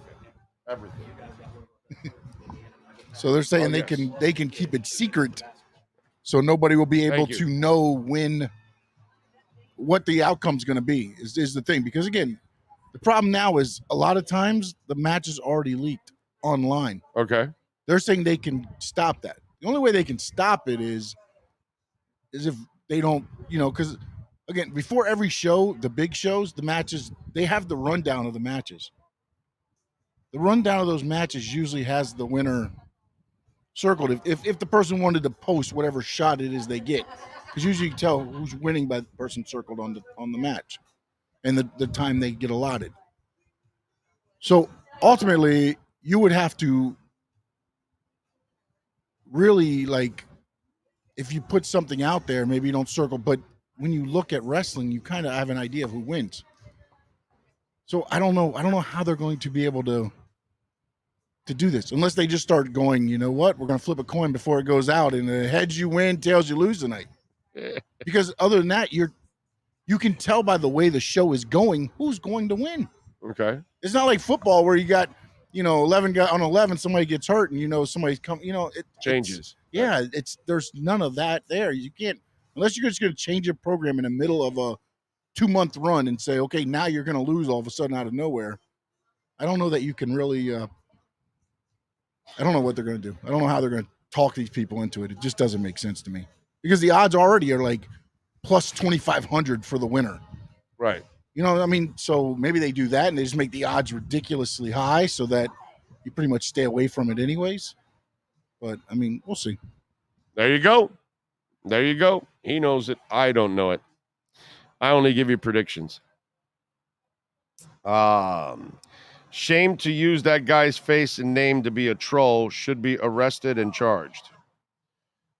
I don't know what that means. True Fin Fan says Mel Piper is John Yang, who you blocked, Big O. It is? Is that what it is? Okay. And what did John Yang do? Why did we block his ass?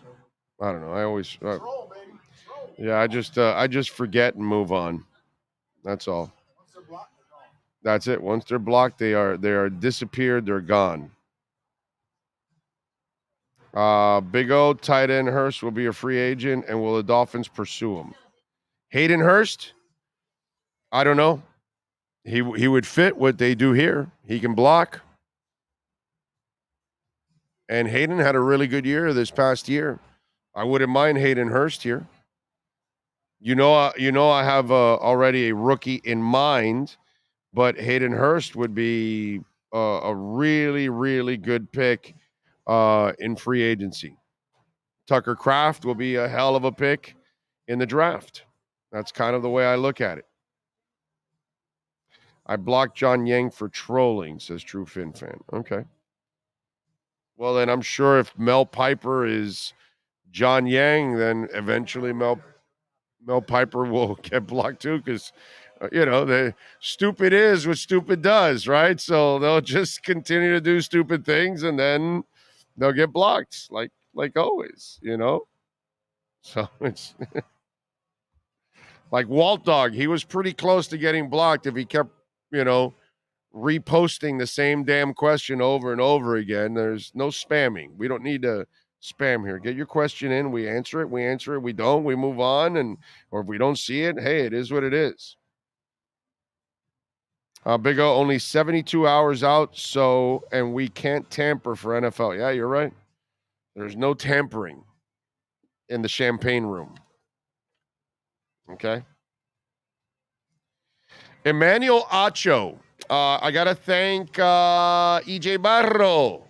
Thank you, sir. Appreciate you, EJ Barro. He sent me a video of Emmanuel Acho talking a little bit about the Lamar Jackson situation. And he had a very interesting take that is very on target. Okay. Not the right way to phrase it, but he's on target with that statement of his. And he was saying, now it's not, I want to add more to what he was saying because it's not like it's wrong, anything he said. Everything he said, I agree with. He is 100% right. And he said, you're not going to see a lot of movement on Lamar Jackson. Why? Because teams know that you're only doing Baltimore's job. Baltimore already made their offer. Lamar said he didn't like it. Lamar reportedly wants a fully guaranteed contract. So now Baltimore is saying, okay, well, here's the tag. Now, let's see. Let somebody else negotiate the contract for us. And he's right, because here's the key thing. This guy wants a Deshaun Watson deal. Well, what's the difference? Houston put Deshaun Watson on the trading block. So all of these teams knew that they were going to get him if they traded for him. Nobody thinks they're getting Lamar Jackson. And Emmanuel Acho is 1,000% right. At no point has Baltimore said, we don't want Lamar Jackson. All they've ever said is, we want to work a long-term deal with him. We want him here for a long time. He's our guy. They have shown the kind of commitment to that offense that very few teams are going to be committed to do that. That's the other reason. That's what I want to add on top of Emmanuel Acho. He is 1,000% right. Teams know, why am I going to waste my time negotiating with Lamar Jackson when we're not getting Lamar Jackson? All I'm doing is wasting my time to negotiate a contract that Baltimore's going to say, match. And then that's it. And he's right. And then the other flip side of that is, you also have to change your entire offense for him. So whatever you're running now, I'm sure is not what you're going to run with him. So you will have to alter things. So it becomes a big time change. But Emmanuel's point is the most important part of this point. I'm just going to add a little sauce on top of it and tell you, you also have to change the entire offense, which is also shell shock for a team, for an offensive coordinator, all those things, for your players around you. If you have elite receivers, they might be used to getting the ball a lot. Well, maybe they're not going to be running the ball as much. Throwing the ball as much, because you've got a running quarterback that likes to run the football. You know what I'm saying? But Acho's point is 1,000% right. Why would NFL teams do the Ravens' job? That makes no sense, and it's a waste of time. Kind of like, you know how hypotheticals that I'm not big on, well, why don't we do this? Well, wait a minute. Is the guy even available? No. So why are we talking about him? See what I'm saying? I hate doing those kind of things. A lot of you wanted to get into the Saquon Barkley talk. I said, whoa. Let's find out if he's available first and foremost. Okay? Even though I never thought they would get him anyways, because that's not what Chris Greer does. His MO is not to spend money and not to trade picks for players like a running back. He just doesn't do that for running backs. But I didn't want to waste my time with him or a lot of free agents. Why? I would tell you over and over again. Because we haven't seen who's getting tagged and who's not. After that, then we'll know who's a free agent, who's not. Now we can have those conversations. It's a waste of time. Every team in the NFL right now knows they're not getting Lamar Jackson no matter what. Even if they wanted Lamar Jackson, even if Atlanta wants Lamar Jackson, why are they going to actually negotiate when Baltimore can match any deal you put out there? Unless you're going to plan on paying him $50 million a year guaranteed, $300 million guaranteed. You do like a number that is so ridiculous that they say, well, yeah, we're not going there. All right, you guys can have him. We'll take the 2 first-rounders. Nobody's really going to do that either. So since nobody's going to give him a fully guaranteed contract worth $45, $50 million per year, then all you're doing is wasting your time and doing the Ravens' job. And he's right. He's right, which creates another problem now for Lamar Jackson, another frustration for him, because obviously he's already frustrated because he feels he's worth more than what Baltimore is offering. And he feels like he deserves what Deshaun Watson got. Man, that contract is such a disaster. It's a disaster for the entire freaking league. EJD Construction. We love talking about Eric and the great people at EJD Construction. And hey, man, we've got a lot of listeners over the last couple of years that have called EJD Construction in Dade and Broward counties, and they've done all kinds of things, from extended rooms to remodeling entire homes to adding a second floor to adding an observation deck to improving backyards with a complete hut that has a kitchen, a barbecue, a grease trap, you name it, man. Full contractor, fully insured, liability, workers' comp. They do it all. Custom home construction, major home remodeling, all of those things. Hey, one of our listeners a couple of months back got their entire kitchen remodeled and modernized, put it that way. I mean, the before and after pictures are amazing. Go to their Instagram page at EJD Construction. I'm going to give you the owner's personal cell number, 305-433-4843. That's 305-433-4843 for ejdconstruction.com. All right. Big O, what is your take on Emmanuel Ogbah? He's a proven vet, and he's a solid run stopper. Plus, Fangio will use Phillips in coverage. If they trade him, will they get a fourth rounder? He's coming off an injury, so I don't think I don't think he's gonna get traded at all. What's for lunch today, Big O? I'm feeling like a little La Spada. I'm here at Canesware, bro. I'm in Davie, 2511 South University Drive, and La Spada is, 10 doors down. So I think I'm going to do a little La Spada today. Get a really good sub. Get a sub above, actually. So that's what's for lunch. If Lamar would have been closer to a Super Bowl berth, maybe he'll get it, but he hasn't proven it yet. No, he doesn't even win in the playoffs. That's the other thing. He craps the bed every time he gets to the playoffs. I don't think Miami is going to make any big moves. Don't think they need this roster. They need this roster healthy. Can beat it. No, I disagree with you. I think they have to either get a safety, a middle linebacker, an offensive lineman. They're going to have to make some kind of a move in free agency, my man, or a corner. They're going to have to make some kind of a move, or a tight end that they like, which I still think you can probably get it in the draft. But like somebody mentioned, Hayden Hurst, if he's available, that's a perfect fit for the Miami Dolphins. Hayden Hurst. Okay, not just because he's a Red Recover guy.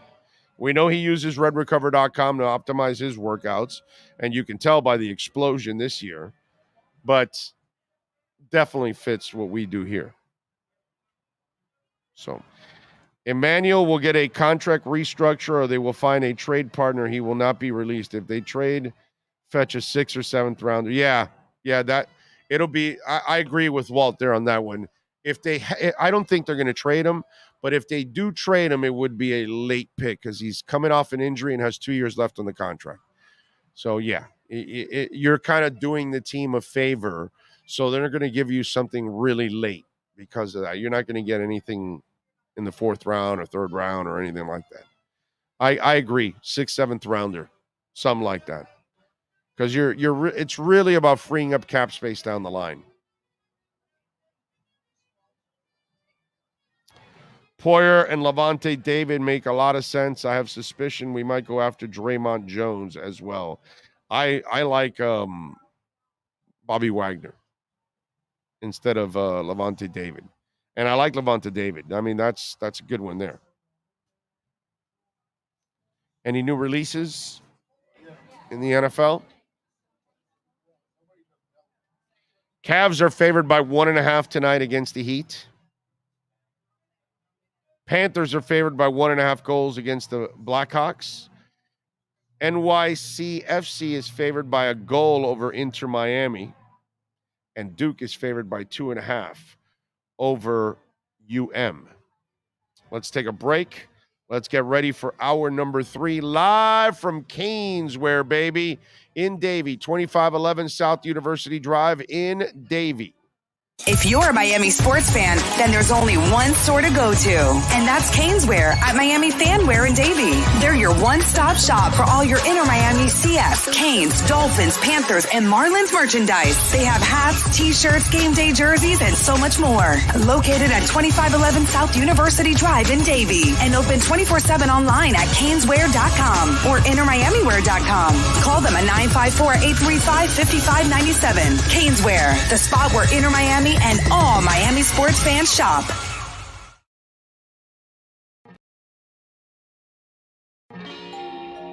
Oh, great. You have a doorbell camera. Now you have a front row seat to your house getting robbed. They're breaking into my house! Ooh, there goes the TV. I'm sure it'll turn up at the pawn shop. No, not the TV! Just because you can see them, that doesn't mean you can stop them. With Slogans, you get 24-hour monitoring, a free home security system, and professional installation. Plus, free doorbell camera, one that'll actually work for you. Get out of my house! Get out of the house! Call 1-800-ALARM-ME.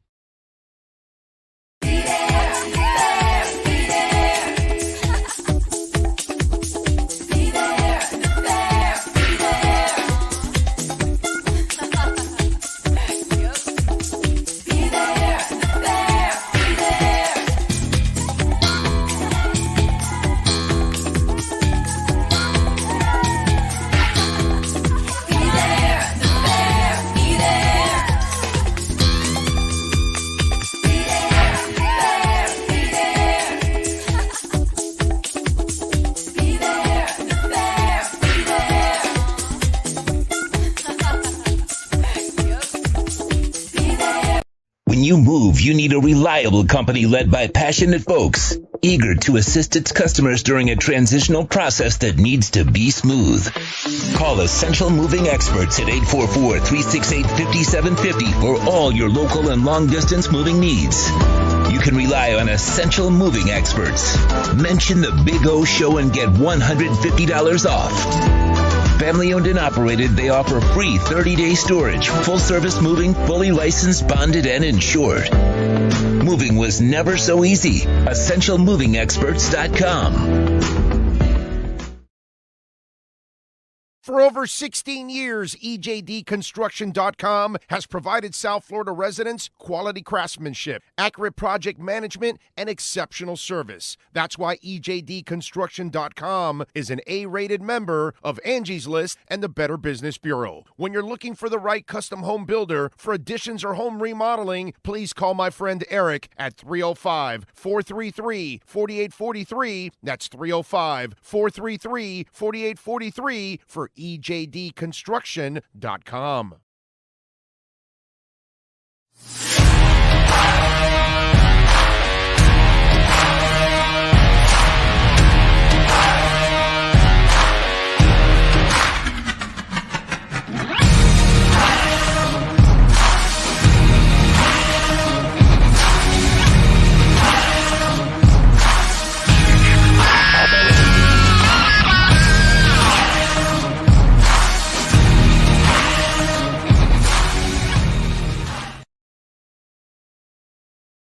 foregoing statements or beliefs expressed on the following program by the host, guests, or callers are not necessarily the opinions of FantasyAccess.com, Media Group Inc. ownership, management, sponsors, or website. While the NFL plans for the 2023 season, the Big O Radio Show keeps you informed by tracking everything from free agency, trades, draft, and all the news you can handle. It's the SportsGrill.com Dolphins and NFL Draft Report with Yahoo Sports' Scott Pianowski. All righty, there he is, Scott Pianowski, locked and loaded. And if you think Scott Pianowski has any trouble making money, well, check this out. The leaders so far in contract restructures. The Dolphins are at $48.99 million. The Saints, $48.96. The Jags, $45.59. Packers, $33.99. Chargers, number 5 at $28.75, and the Panthers, number 6 at $27.42. The Dolphins restructuring a lot to sign you, Mr. Pianowski. Boy, I'm going to ask you for a loan soon, baby. Yeah, I don't know what position I would play. They need somebody long snapper maybe, or because the one thing I can do is catch the ball. We say I can't run away from anybody, but they don't need a receiver. I think Hill and Waddle got that position locked up pretty good. But man, a lot's happened in the NFL. It's the one sport where it's a 12-month calendar, right? You can't get away from it. Free agency, this Lamar Jackson fiasco. Adam Thielen retired today. The draft. Oh, he retired? I'm sorry. He was cut by the Vikings. Oh, okay. He did not retire. Like, holy shit, dude! I thought you threw me for a loop. Totally misspoke. In part because what I was doing is putting in on Twitter. I was looking at some of his ranks among undrafted receivers. He's top 10 among undrafted receivers in catches, yards. He's third in touchdowns among undrafted receivers. I think he's fifth in regular fantasy points, sixth in PPR. I may have that flip-flopped. But along with Rod Smith, Don Hudson, just one of the greatest undrafted receivers of all time. He will probably play a couple more years, but so I apologize slighting Thielen there. But a guy, Mankato State, they don't even call the college that anymore. It's called something else now. But a player who made himself. Nobody expected anything when he came to the NFL, but he's a self-made guy and always been one of my favorites. And, of course, this Jackson thing, a friend of mine who's a casual NFL fan said to me a few days ago, he sent me a text. He said, "What are the Giants spent how much money on Daniel Jones? Is he that good?" And it just goes to show you that a quarterback in the NFL, you're damned if you do and you're damned if you don't. The Giants were screwed if they let Daniel Jones go, but they might be screwed by kind of overpaying him. And I feel like the Ravens are in that position with Lamar Jackson. I think they want to keep him. They don't want to give him a Deshaun Watson contract. I don't blame them. I thought what the Ravens have offered Jackson was actually reasonable. So I kind of like what Baltimore, other than the fact that it may ruffle feathers, I think what they did makes a lot of sense. It's like, okay, if there's a better offer out there, go get it, and then we will react to it. And if there isn't a better offer out there, then maybe you'll see that our offer is actually pretty good. It just shows you, obviously Miami's in a weird place with Tua, right? Because his upside is he's a Pro Bowl guy. He's a MVP candidate. They went to the playoffs last year largely on his shoulders, but you don't know what the durability is going to be. So the NFL is always about the quarterback, and even the quarterbacks that we talk ourselves into. The Jets right now, everybody's all excited to get Aaron Rodgers. Aaron Rodgers didn't look that great last year. I know the Jets have better offensive pieces, but I don't know. I'm not afraid. Looking from an AFC East standpoint, Rodgers, would he be better than Zach Wilson or Mike White? Yeah, but he's not. You're not getting MVP Aaron Rodgers, man. You're getting like the 13th best quarterback in the league, the way I see it. Yeah, I don't think you're getting, and I don't think you're getting a guy that's completely all in. I just think he's kind of trying to finish out that $100 million. It's almost like that's what I feel that's going to be a disaster when it's all said and done. And I don't know if you saw Emmanuel Acho. I thought he made a great point too. The problem for Lamar now too is, Deshaun Watson was going to be traded. Somebody was going to get him in that fight for him. See here, what are you fighting for? What are you're negotiating for Baltimore? Because Baltimore at no point has said, all right, we're part ways with him. We'll trade him. Go ahead. Somebody gives you the right deal. Well, no, every time they've said we want him back. And so basically, why are teams going to negotiate with Lamar when all you're doing is creating a contract that Baltimore's going to say, okay, great, we'll take it. And that's it. It's got to be so ridiculous for them to say, yeah, no, we're out. We'll take the 2 first rounders. So really, if you're Atlanta or you're Washington or Carolina, if you really are in the market for a quarterback, that's not the one you go after, because in the end, he's not being offered up to anybody at all. Yeah, the NFL is all about leverage. Life is all about leverage, right? That's why when you go to that job interview, it's cat and mouse game. You want the other side to make an offer first, and they want you to say, well, what are your salary demands? What are your salary expectations? The whole goal is to go second. In poker, right? A huge part of poker is position, is acting last, is getting the most information you can, and then you make your choice. And unfortunately for the teams that may be interested in Jackson, they don't have any leverage, because no matter what they want to offer him, you make a crazy offer that blows everything out of the water. Okay, good. You just have him. You overpaid for him. And by the way, we'll take your 2 first-round picks. Thank you very much. You make it you under offer him, and then the Ravens say, oh, that's great. We'll scoop him back. Thank you for facilitating this for us. So teams don't want to be manipulated like that. Teams see that they don't have leverage in this situation, which is why I understand why Lamar's probably frustrated by it. I did think what the Ravens have offered. I think the Ravens have offered in good faith, though. Sometimes, a lot of times in these situations, the business side of it, the team side of it, will try to offer something that looks good, that they can sell in public, but isn't really an in good faith offer. I think the Ravens have actually negotiated in good faith with Jackson. I don't think that's part of the problem. I'm with you there. By the way, Byron Jones has apparently tweeted or Instagrammed out that he has retired. So it looks like the knee injury that he suffered, it's too much for him to come back from. So it looks like he's calling it quits. Interesting. Yeah, it's the NFL, man.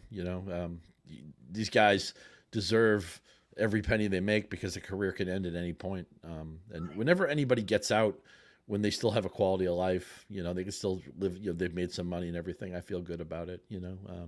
Sorry to hear that news, but I mean, it's the nature of the game. There's no getting away. I mean, they've tried to make the game as safe as they can. I just don't know what they can really do. I don't know if there's anything you can do actually at this point. Listen, in the end, I not for anything, but I kind of was, tripping with Byron Jones a little bit, because he was acting like, well, don't take the pills and this, that, and this game will do damage to you. And it's like, yo, it's 2023. We already know that your body's going to be, hamburger meat when you're done with that game. That's kind of the trade. If you play football, you are going to be sacrificing your body. It's kind of part of the game, unfortunately. But that's just the way. If you play hockey, it's the same way. When you retire, you're going to be pretty creaky when you wake up in the morning, dude. It's a lot of sports. There's a concussion problem in soccer.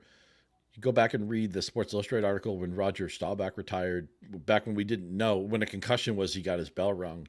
And Staubach wanted to keep playing. He was still playing at a very high level. He was still a Pro Bowl player his final season, playoff player.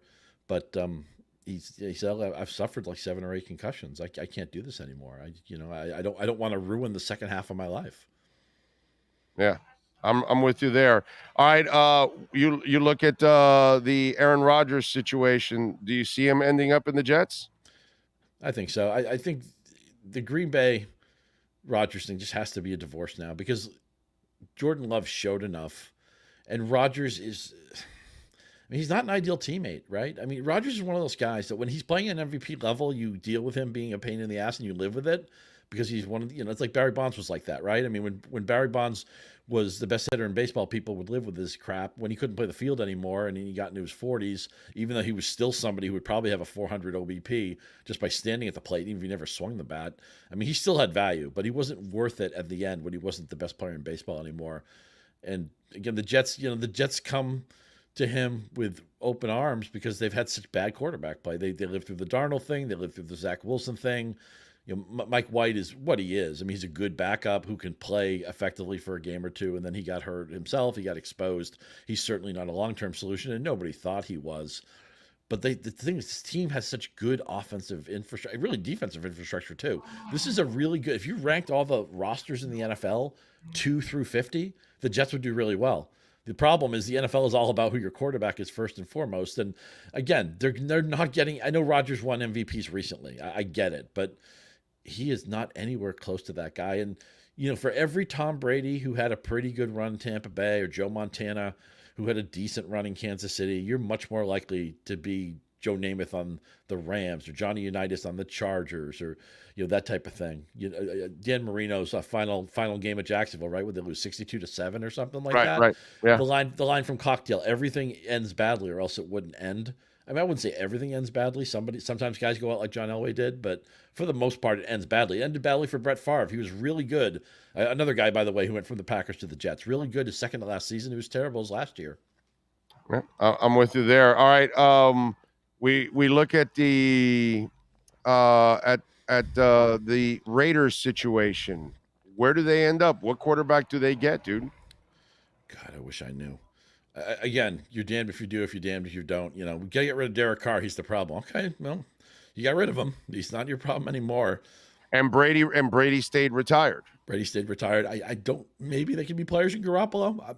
Pardon me. By the way, are you on the side of calling McDaniel and Greer liars, since they've been for 2 months saying they're committed to Tua, but yet we keep having people say Brady's in play in Miami? Are you on that bandwagon too? By the way, I think Brady's retired. I'm surprised because I think Brady could still play in the right situation. I thought he was a great fit for San Francisco. I think he'd be a great fit for Miami. He obviously likes the area, and he was interested in Miami before. So I'll say this: if Brady were to unretire again, first of all, nobody would ever believe him again. San Fran would have been the perfect one. You nailed it. He would only come back for a perfect setup, which I think San Francisco is. I think Miami's really close, though. Yes, I do too. I actually think Miami is close. Miami needs to make a couple of moves, and adding a Fangio, I think, was huge. For sure. For me, the bigger thing is Miami just needs some breaks this year where they don't suffer all the injuries that they suffered, because they had so many injuries last year that completely derailed their season more than anything else. But I think if you get back your nucleus, you add the defensive coordinator, and you're able to add like a key free agent or two, I'm with you. I think Miami can actually win the division this year, because I think Buffalo is going to take a step back because of Josh Allen's contract now becoming part of the mix. And now they're not going to be able to keep everybody. And this is part of success.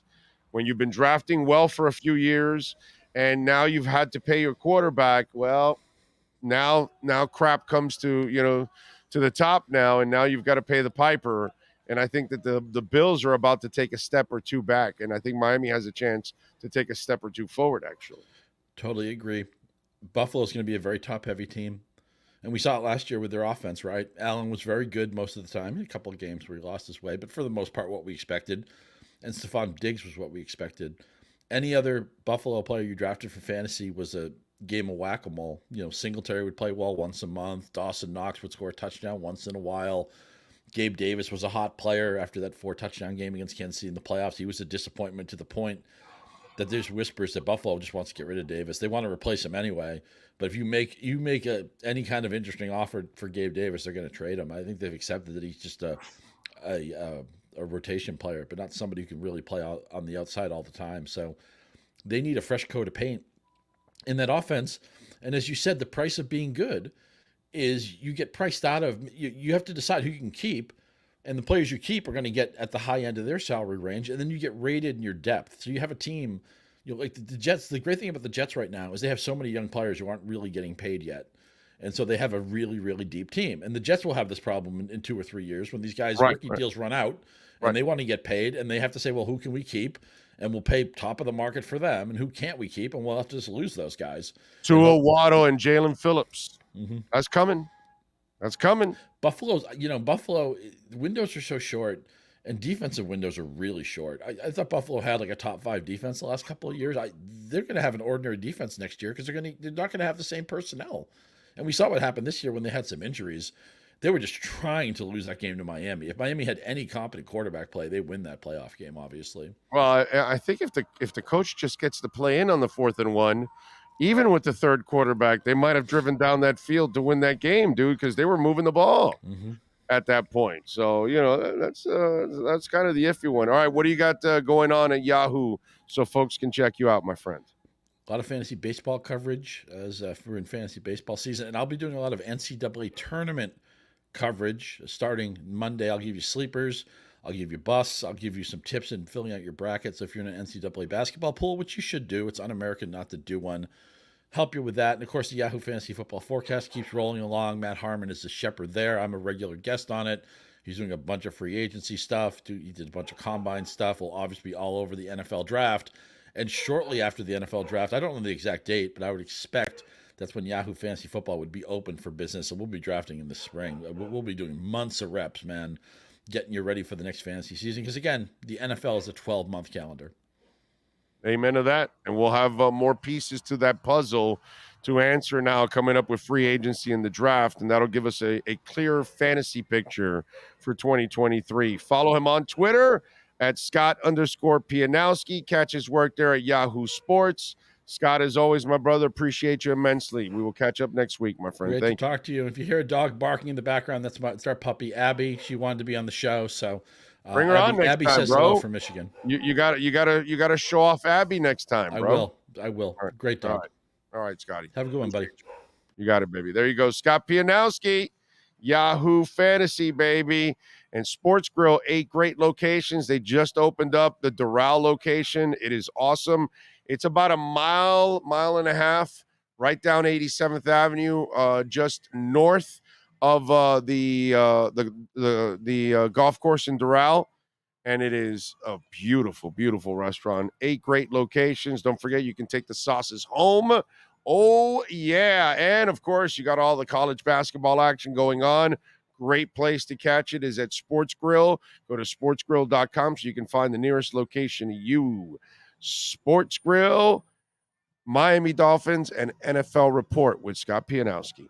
This is the sportsgrill.com Dolphins and NFL Draft Report with Yahoo Sports' Scott Pianowski. Cheer on your favorite South Florida sports team at sportsgrill.com. With 8 great locations, go to sportsgrill.com and find a slice of sports heaven.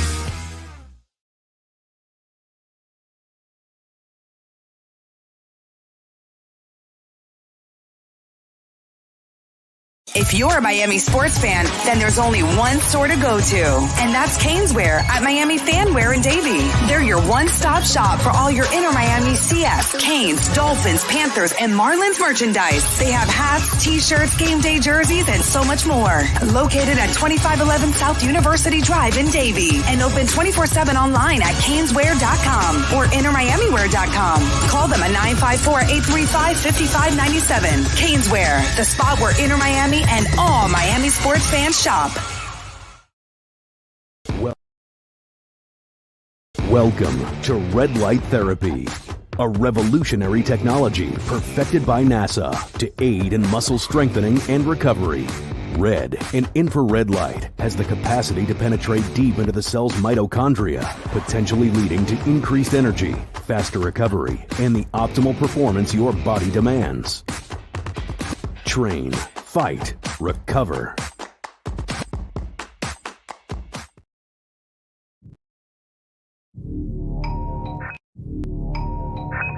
I think I know what this is. Houston, we have a package.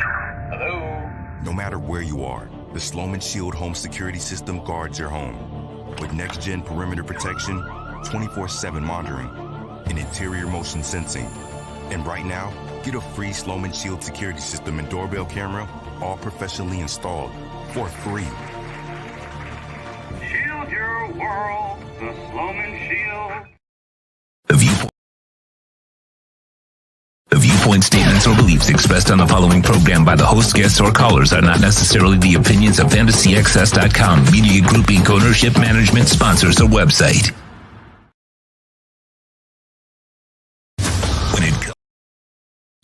When it comes to South Florida sports teams, very few in the media have witnessed, lived, and covered it like the Big O. Let's start the program dedicated to your favorite South Florida teams with a passion that's unmatched. The Big O Radio Show is on. Here's the Big O. it as always. Thanks to all of you there for keeping it locked in on the program. Please hit the like button, subscribe, hit the notification bell, of course. All of those things allow us to grow and grow and grow and grow. Like Nature Bee has allowed my hair to grow and grow and grow because you get fuller hair.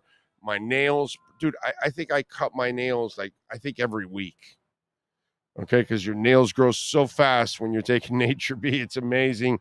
Less stress, highlighting libido, muscle recovery, the added energy, boosting your immune system, which is my favorite thing. This is why I rarely have a cold. And I always say that all the time. And my buddies at one point, you're going to jinx yourself. I'm like, dude, I've been at this for 20 years telling people that I rarely have a cold. And do I have a cold? He goes, yeah, you rarely have a cold. And I go, yeah, because it's Nature Bee. That's why. And it's a virus-filled world. So, yes, I got to take my Nature Bee. And right now, we're going to give you a free Manuka Honey Lip Balm when you order it. And we've got a 100-day supply. So, for over 90 days, only $85, 85 cents a day for those 2 golden capsules. Every day, baby, $100, and that'll carry you for over 3 months. It's a beautiful thing, those 2 golden capsules, and they do so much. And we're going to throw in a free Manuka Honey Lip Balm. So if you're dealing with those dry lips, you're in an area where it's kind of dry in the country, or you're traveling and it's really cold or whatever, and you need the lip balm like I needed it last week when I was in Indianapolis and I was able to use it, we'll send that over for you. So really, 85 cents a day is a joke. You probably throw way more than that a day doing other things. Meanwhile, you can actually protect you and your family. This is great for the kids. This is great for the adults. You can't OD on this stuff. It's all natural. It's plant pollen. It's potentiated. So they break it down. So that way, when you take it in, you absorb it right away. And here's the other thing that I love about Nature Bee. When you eat anything in a capsule, you don't want to taste what's inside that capsule, okay? And that's usually because it's made in some lab somewhere, you know what I mean?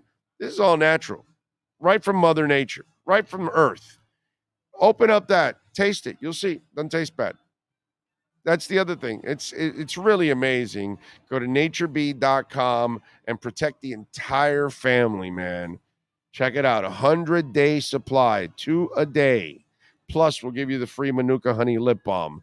So go to naturebee.com/Big O. That's naturebee.com/Big O and order it now. That's it. That's it. What else do we have? Big O, there's a middle school recruit that Walt Dog knows. He's in the class of 2027. Do you know about him? His name is Clarence Jones. I know Clarence Clemens, but not Clarence Jones. And 2027 is too soon. Sean and I just did a video. We're breaking down 2035 recruits. Okay? It's coming out soon. Yeah. He's editing it now because he's working on, the under 45-pound teams. So, it's some of them are learning to run before they walk. Yeah, we're really projecting here on the show. So that's the way we like it. Showing a lot of the intangibles. Exactly. It's very important to show those intangibles.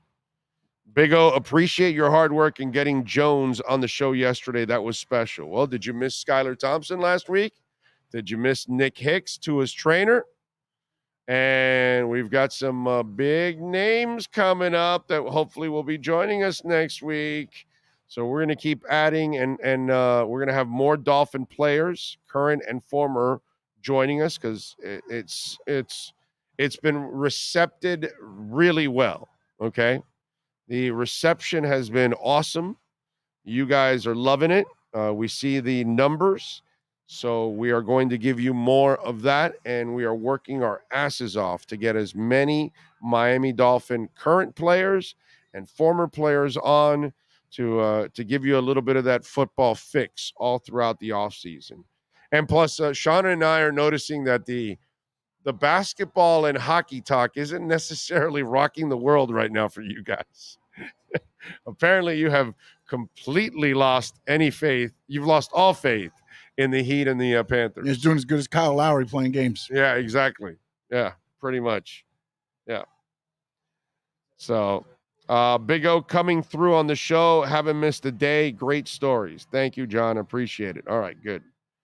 Good. I'm glad you guys are not missing that. All right, let's do it. He's ready to go, right? Let's release. Let's unleash the fur of the wolf pack. We unleash the wolf pack as we get the latest in the NFL and the Miami Dolphins with our KSDT CPA Pro Football Report with NFL Network insider Cameron Wolf. KSDT is one of South Florida's largest and one of the country's fastest growing accounting firms. KSDT CPA is a full-service firm that also excels in crypto. Visit them at ksdtcpa.com or call 305-670-3370. Here's NFL insider Cameron Wolf. All right, there he goes. All right, Cam. So what the hell is going on, bro? Wait, he's not there? There we go. He's back? There Okay.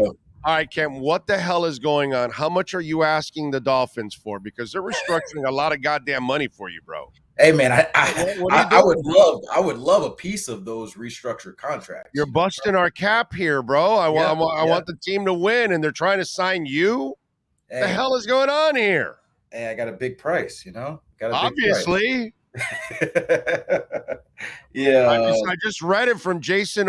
Jason at Over the Cap, and it's damn, dude, $49 million they've opened up between all those guys. That's a lot of money. So, are you getting the feeling that, yeah, of course, they'll sign their guys, Wilkins and Sealer and that kind of stuff, but you get the feeling they're going to make a little splash in free agency, right? Not the kind of splash last year, but I think 1 to 2 names.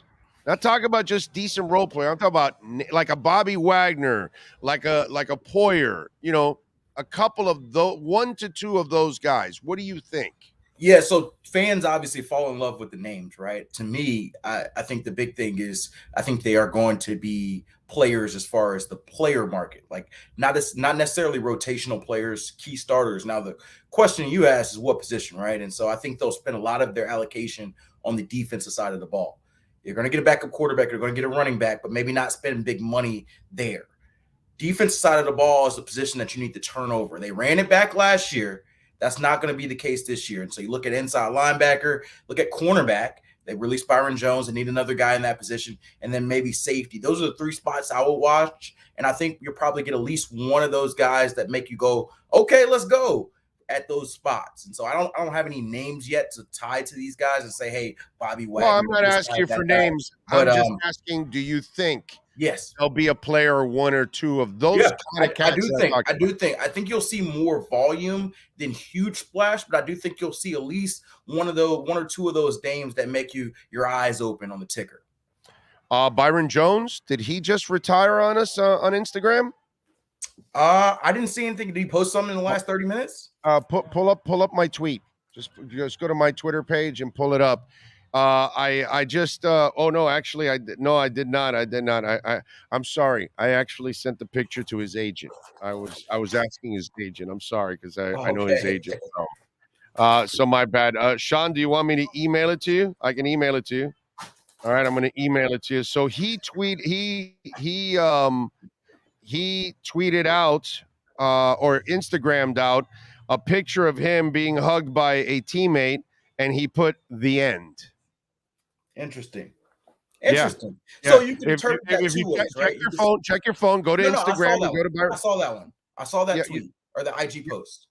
Yeah. So the thing there, you can interpret it 2 ways, right? You can interpret it the end with the Dolphins or the end with the Dolphins or the end with his career, right? Because he's obviously got a Dolphins player there. That's the last team he's playing. We know he's going to be released. Is he saying his official goodbye to the team, or is he saying goodbye to his career? That's what's not clear to me. At this point, I know there were some reports once it came out that Jones was going to be that Jones put those tweets out that he wasn't retiring, but I haven't heard anything definitive. If you can't walk or run, that makes you seem like you can't play. But the question is he going to continue to try, or is this it? I mean, he's got enough money if he wanted to call this a career, but I don't know if I heard anything official that this is the end. Okay. You know how Dolphin fans are, so I gotta freaking ask you this. I apologize ahead of time. Yeah. Okay. Braxton Berrios. You know they want to sign everybody that becomes available. Yeah. But I'll give the Dolphin fans a little love on this one. They do need a returner. Since the great Jakeem Grant, as you know, I lead the Jakeem Grant fan club, as you know that. Yes.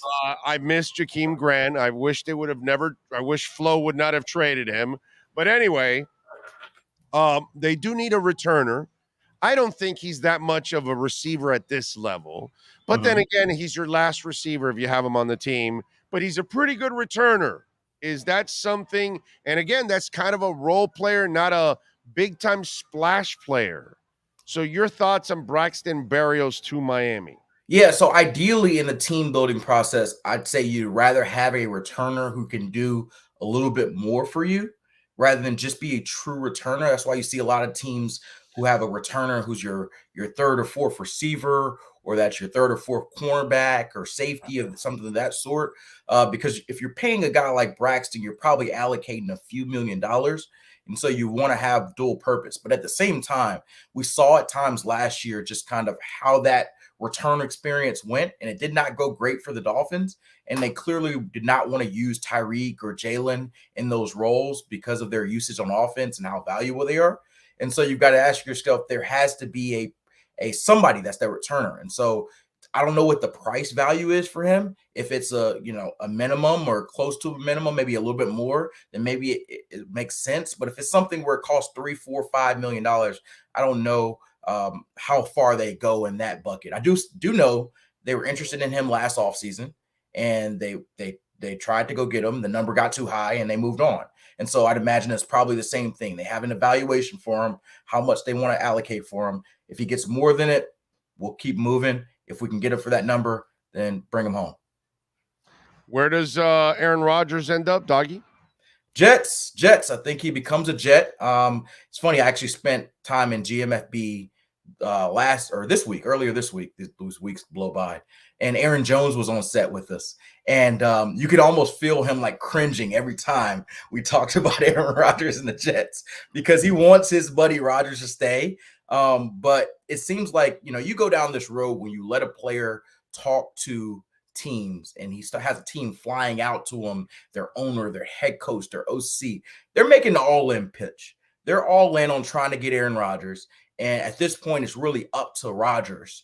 He's the only person who can make this not work. It seems like the teams have an understanding of what it would cost. The Jets want him. And so it's just all it's going to take is Aaron Rodgers saying, yes, I want to go to the Jets, and I think it'll be done. And so we got to wait on Rodgers like we've been doing much of the offseason. But I think that'll be the last decision. I just think Green Bay is ready to move forward with Jordan Love as their quarterback. And if Rodgers is taking these meetings, doing all these different things, it seems to me that he wants to keep playing. And so that's a direct line to me on the Jets, Aaron Rodgers. And then we could have the great debate that seemed to happen on Twitter of who's the second best quarterback in the AFC East. Yeah, we could. Although I think the guy that plays here had a better year than him last year. He did. You can't argue that.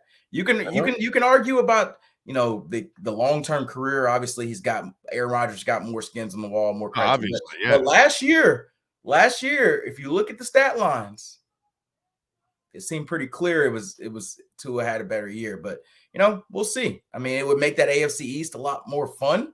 It would make it really tighter. It was pretty clear. Bills were number one. The Dolphins, when healthy, were number two, and then it was the Jets and Patriots 3 and 4. The Jets would try to close that gap between the Bills and the Dolphins, obviously getting a guy like Aaron Rodgers to go with that defense. All right, let me set you up for failure. You like that? All right, ready? Yes, let's do it. Who will succeed and who will fail, or will both succeed or will both fail? Jordan Love and Trey Lance. Yeah, baby. Okay, so I'm not going to give you a on the fence answer here. I'm going to give you. No, I don't want no fence. I want you to fail. So Jordan Love go somewhere. So Jordan Love will succeed. Trey Lance will fail. Woo! I give you, I gave you straight. That's what I feel. I love it. But why? So here's a situation I'd see. Jordan Love has been watching Aaron Rodgers for the last 3 years. Everything I hear about him is he's not Rodgers, but he's improved dramatically. And the way I've seen glimpses of Jordan Love has been better than anything I've seen from Trey Lance in his short time. Now, Trey Lance is younger and he hasn't had as much reps. But it seems to me that every time the 49ers have an opportunity to talk about Trey Lance, it's very subdued. It's like, well, we just need to see more. We don't know. And when I hear the Packers, they are so adamant that Jordan Love is ready. He's going to be our guy. And I think there's something about that. I do think the 49ers will have some sort of competition between Brock Purdy and Trey Lance and camp. And Brock Purdy's coming off the elbow injury. If Trey Lance can't win that battle, that's going to say a lot about where he is as a quarterback.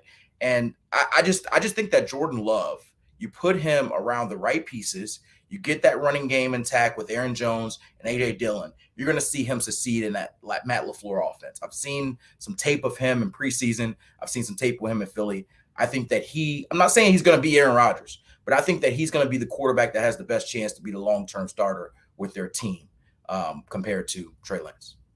Okay. All right. Does Lamar Jackson get his contract?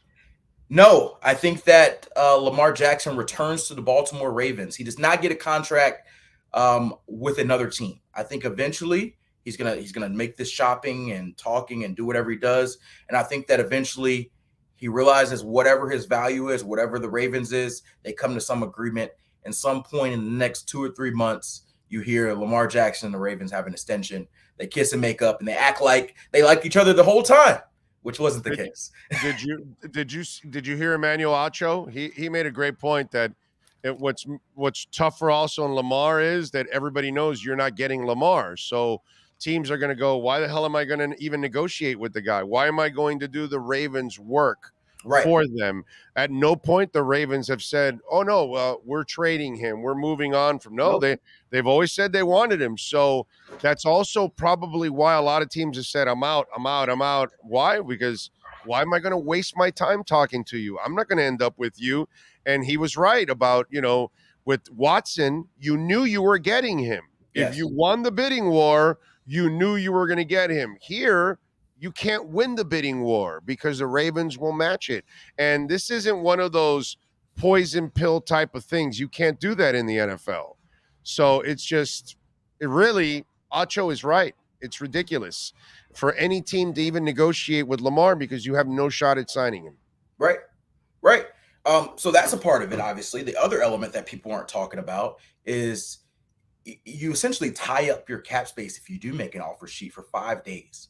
The way the NFL offer sheets work, you put up a contract, you have to have that cap space and the ability to sign that contract for 5 days.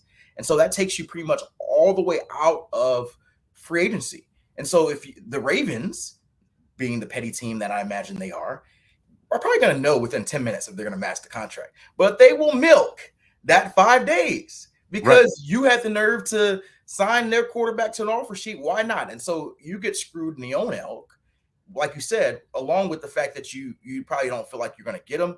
And at the same time, I took this on GMFB. It feels like the Ravens and Lamar have badly needed couples therapy because he has a perception of his value and they have a perception of his value, and they want to talk to him more. They say he's not communicating. He had issues with how they talk to him in certain elements, the injury front. You hear receivers talking on social media to the GM, all kinds of ways. There's a lot of drama there. And so this period gives him a chance to have other teams mediate their issues essentially and say, hey, this is what we think you're worth. He comes back to the Ravens. This is what they think we're worth. The Ravens say, yeah, I agree, or no, I do not agree. And you're either continue your marriage or you're divorced. It's very simple. After 2 years of just bickering and, giving people the cold shoulder, not giving people the cold shoulder, we're going to get a resolution. And so I think everybody is going to be excited that the end of this, dispute is coming to an end. All right. Follow him on Twitter at Cameron Wolf. Catch his work there at the NFL Network. Cam, as always, appreciate your time, my man. We'll catch up next week. Have a fantastic weekend and a great broadcast there at 1 o'clock on the NFL Network. You'll be live on the NFL Network at 1, right? Yes, sir. Are you still on at 1? I was about to say I'm gonna invite the viewers to come on and watch, but I don't want to take them away from your program. Yeah, we get off right at 1. We're going to be perfect. And turn on NFL Network. It's all on demand anyways, bro. Yeah. You know turn on NFL Network 1 o'clock and talk some ball. Right. I'm on all shows, so I'm talking like 4 or 5 different teams, including the Dolphins. So there you go. Support our guy Cam there at NFL Network at 1 o'clock. Cam, as always, thank you, my brother. Appreciate you. Sounds good. All right, man. Got it. There you go. Appreciate it. It's funny, and of course we have unleashed the wolf pack in our KSDT CPA. Hey, we're in tax season coming up here. Business taxes, personal taxes. We got offices in Dade, Broward, and Palm Beach counties. Going to open one up in North Carolina coming up. Call the great people at KSDT CPAs. They will take care of you. They are amazing. They can help your business grow, from payroll, all kinds of accounting issues, healthcare, you name it. They can help you in every which way possible that you can think. If you're selling your business, if you're trying to plan ahead and trying to, kind of forecast what's going to go on, they can help you in so many ways so your business can grow to its maximum potential. Reach out to the great people at KSDT CPAs. They know how to get it done. This has been the KSDT CPA Pro Football Report with NFL insider Cameron Wolf. KSDT is recognized by Forbes as one of the top tax accounting firms for 2022. KSDT CPA is a full-service firm that also excels in crypto. Visit them at ksdtcpa.com or call 305-670-3370. It's funny because sometimes people, like you saw Cam there, say, I don't know if you're on at 1 or something. And whether it's Manny Navarro and he has, his podcast that he does with The Athletic or different people, when they come on, they always worry about cross promotion. To me, it's like, I don't mind promoting your podcast or where you're at. It's all good, man. We all in today's world, it's all on demand.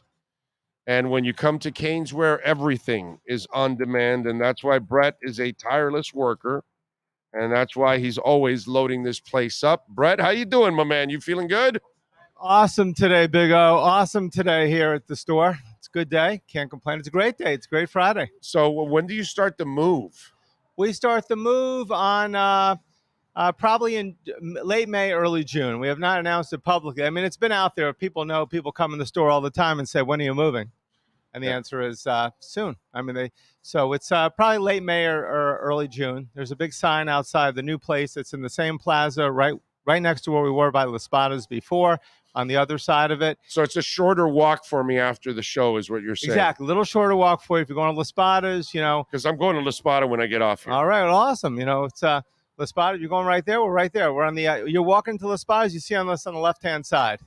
So we're going to be a little bit bigger. Right now we have about 1,500 square feet of actual retail space. We're going to go to about 2,600 square feet of retail space. Wow. So that's exciting. That's like, Jesus, that's over 50% growth. Yes, it is. So it's a good thing. So we'll have our back room and everything right there, shipping all together, which is, so we're excited. It's going to be a lot more. I tell people all the time, you guys are maniacal about your shipping.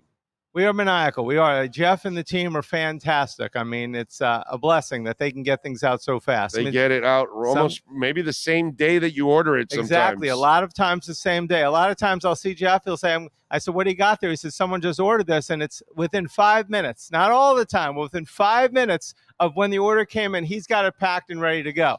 Now, sometimes things go a day or two, a day later, but most of the time, he'll try to ship it out the same day. Yeah. So, again, wherever you're living around the country, go to caneswear.com. You can check out the entire store in there.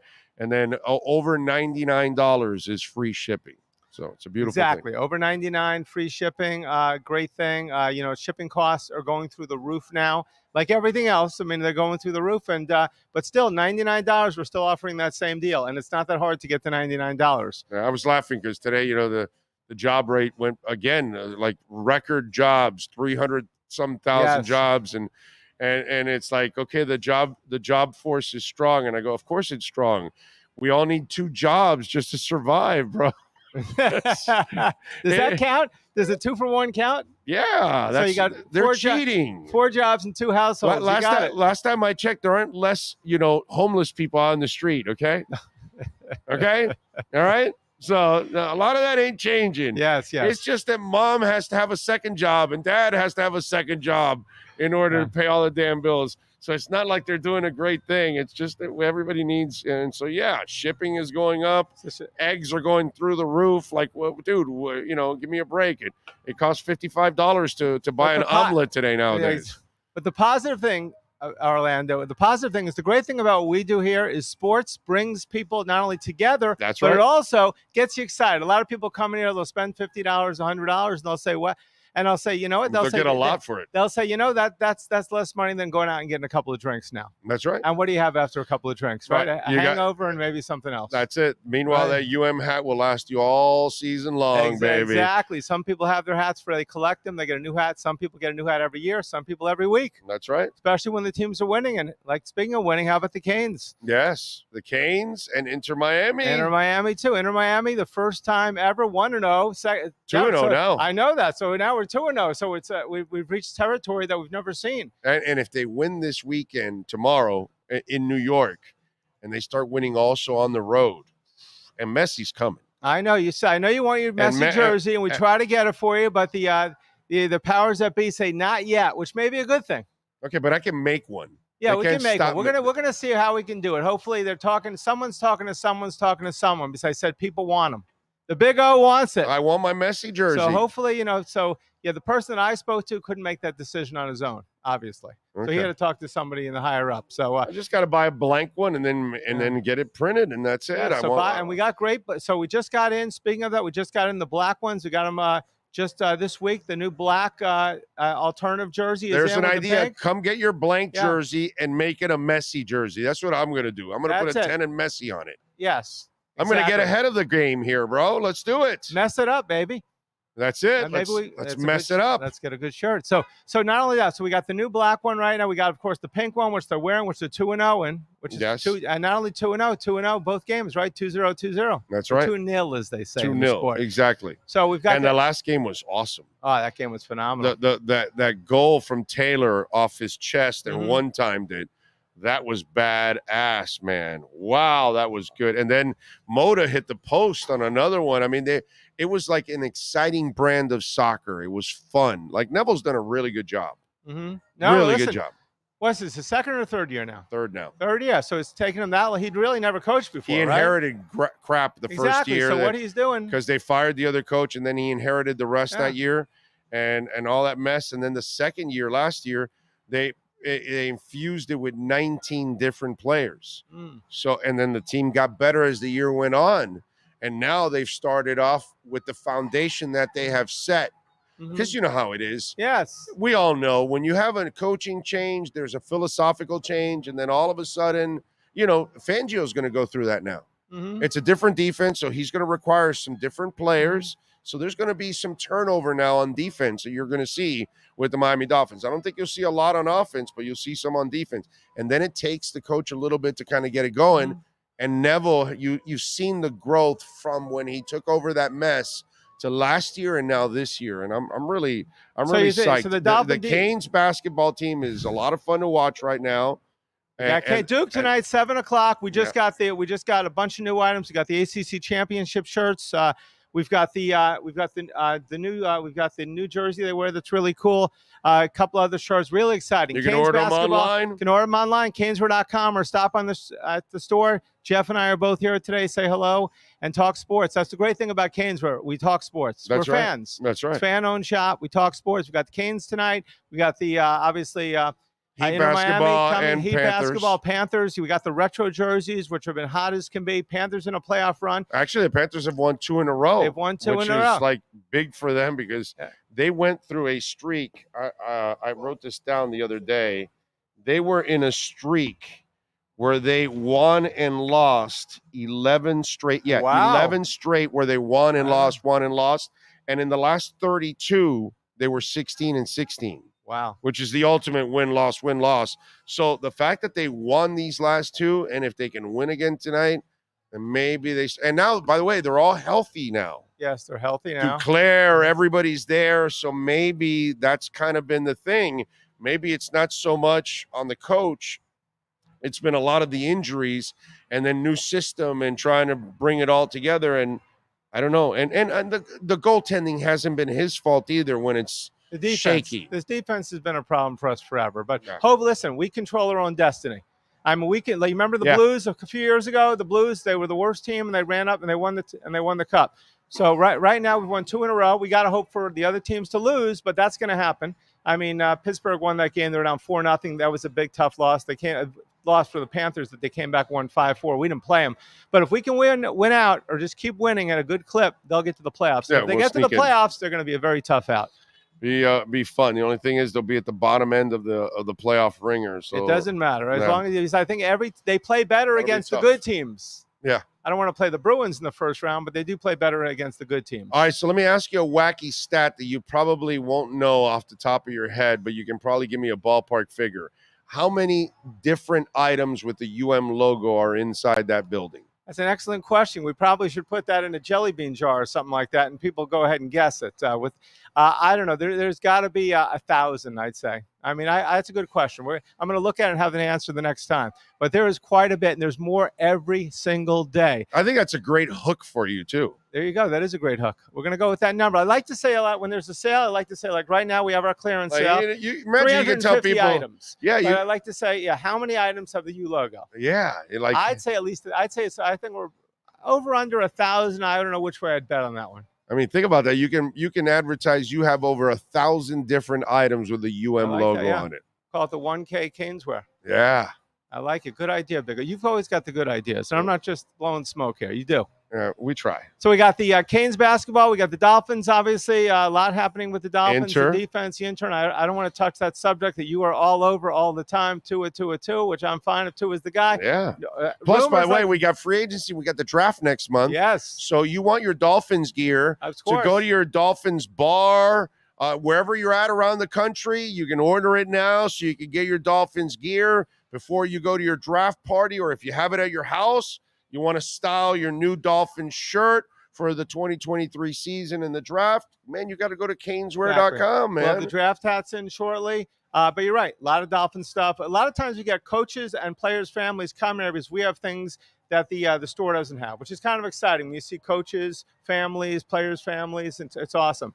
So that's a good thing. So we got that. We got some heat. We got some Marlins. They're obviously opening soon. They're 1-9-1 in the spring training. Yeah, you know they don't want to go there at all.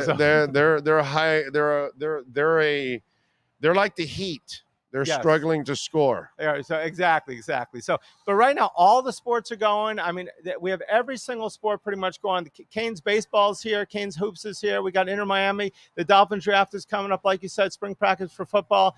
We got Heat basketball, and we got Marlins baseball. What am I pointing at? What Brian says, I got my Hurricanes ACC champ shirt today from Caneswear. I ordered it last Saturday. So there you go. Well, awesome to hear, considering they didn't ship them until Tuesday. That's pretty fantastic. So they didn't ship them to us till Tuesday. We got them Wednesday and Thursday. You've already got it today. That's awesome. Thank you. Who's that, Brian? Is that yeah, Brian Walters. Yeah. All right, Brian. Thank you very much. Okay. Where's Brian at? Oh, what city are you in, Brian, by the way? Yeah, what city are you in? He's hardcore. He's here with us every day. You know, we got a lot of people come to the store and say, Brett, I love the Big O. I ask everybody, where do you hear about us? But a lot of times they'll just come and volunteer it.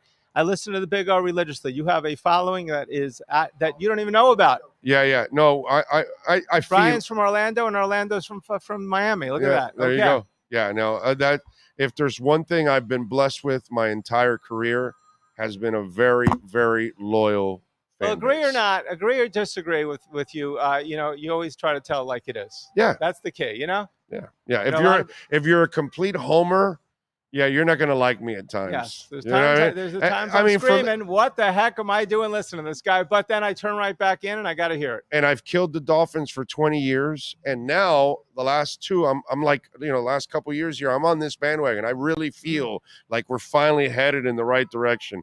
And some people can't handle that I'm really positive about the Dolphins. Yeah. So quick question. You remember you? I just call it like I see it. What do you want me to do? You weren't a Tannehill fan, right? No, you never. weren't, I was never a Tannehill believer. But do you think Tannehill could play under this offense with these receivers? He could move the offense, but he can't win for you still big. All right. That's my problem with Ryan, is that when things get hairy and it's off script, that's where he struggles. My son Matthew's huge Tannehill fan still, so he'd disagree. But you know, a lot of people. I love Tannehill when he was running the ball. I just thought they never put him in the right system. But let's hope with Tua, they've got him in the right system. Yes. Oh yeah. You know, let's just hope he can throw some out patterns this year. Yeah. By the way, it says Salvon Ahmed re-signed with the Dolphins per Jordan Schultz. Ahmed, all right, cool. All right, so then they've got to work on Wilson and Ahmed Mostert. got $48 million. No. Okay, wow. Actually, I think he's a good secondary back. He's joking because that's what they opened up in cap space. That's why. Did they? Okay, so we got that with Tyreek. What, $28 million we got today? We yeah, opened up there. Yeah, Tyreek, Teron Armstead, and Chubb opened up $49 million. We've not signed the DT yet. Not yet. I mean, they'll get him. They'll get him. Yeah, they'll sign both of them, Sealer and him. All right. So I'd say Wilkins is the most underrated defensive player. God, he's so awesome. He's so awesome. What? Oh, 1 year, $1.8 million. Okay. I take it. I'll take it right now. Yeah, man. To be the third running back. And they said they're gonna draft somebody too. And listen, I'll give Salvon Ahmed a lot of credit. Every time they dialed his number up, he was ready. Yes, he was. Every single time. He was awesome. All right. Anything you want to promote that you you new going on? Any sale? Anything that people got to check out? Well, your phone doesn't stop. Yeah, my mother. Oh, okay. You might want to get that. Mom, no, I was trying to shut it off. So we love our parents. So God bless them. So what do we got here at Canes? We got always a clearance sale right now. We've got 50% off over 300 items, including inaugural Inter Miami jerseys. We've got a lot from that 2020. So they're really nice. We've got them for $49. So regularly $130. We have the Beckham alternative jerseys. We have the Peckham alternative jerseys for $39. We've got lots of Canes items. We got all the new basketball items right now. Just came in the ACC championship shirts. We've got a ton of stuff. So come on down to Caneswear. We're open till 7 today, 10 to 7 on Saturday, and Sunday 11 to 5, or caneswear.com 24/7. There you go, Brett. As always, thank you, my brother. Appreciate you and your support of our platform, man. Thank you. I'm always glad to do it, guys. Thank you for coming out. Thank you, my friend. There you go. Brett, as always, and come see everybody, Jeff, everybody out here at Caneswear, man. They just know how to take care of you. And again, they'll ship it out right away at 2511 South University Drive in Davie. Go to caneswear.com. All right. By the way, did you see Rick Pitino? He's 70 years old. Iona's 25-7, 62-21 in his 3 seasons there. And now they say St. John's and Georgetown could be interested in hiring him. Tell you, 70 years old. Is he still getting hand jobs under the table? Anyway, all right. We are out of here. We will see you guys on Monday. We thank Ira Winderman, Manny Navarro, Scott Pianowski, Cameron Wolf, of course, the man, the myth, the legend that masters this entire platform every single day, Sean Stanley. We thank Brett Gittleman, of course, and the great people out here at Caneswear for making it nice and easy for us to work every single time out here. Remember, go to caneswear.com. You order over $99, you will get free shipping. We'll see you guys on Monday. You all be good out there and have a safe weekend. Yeah.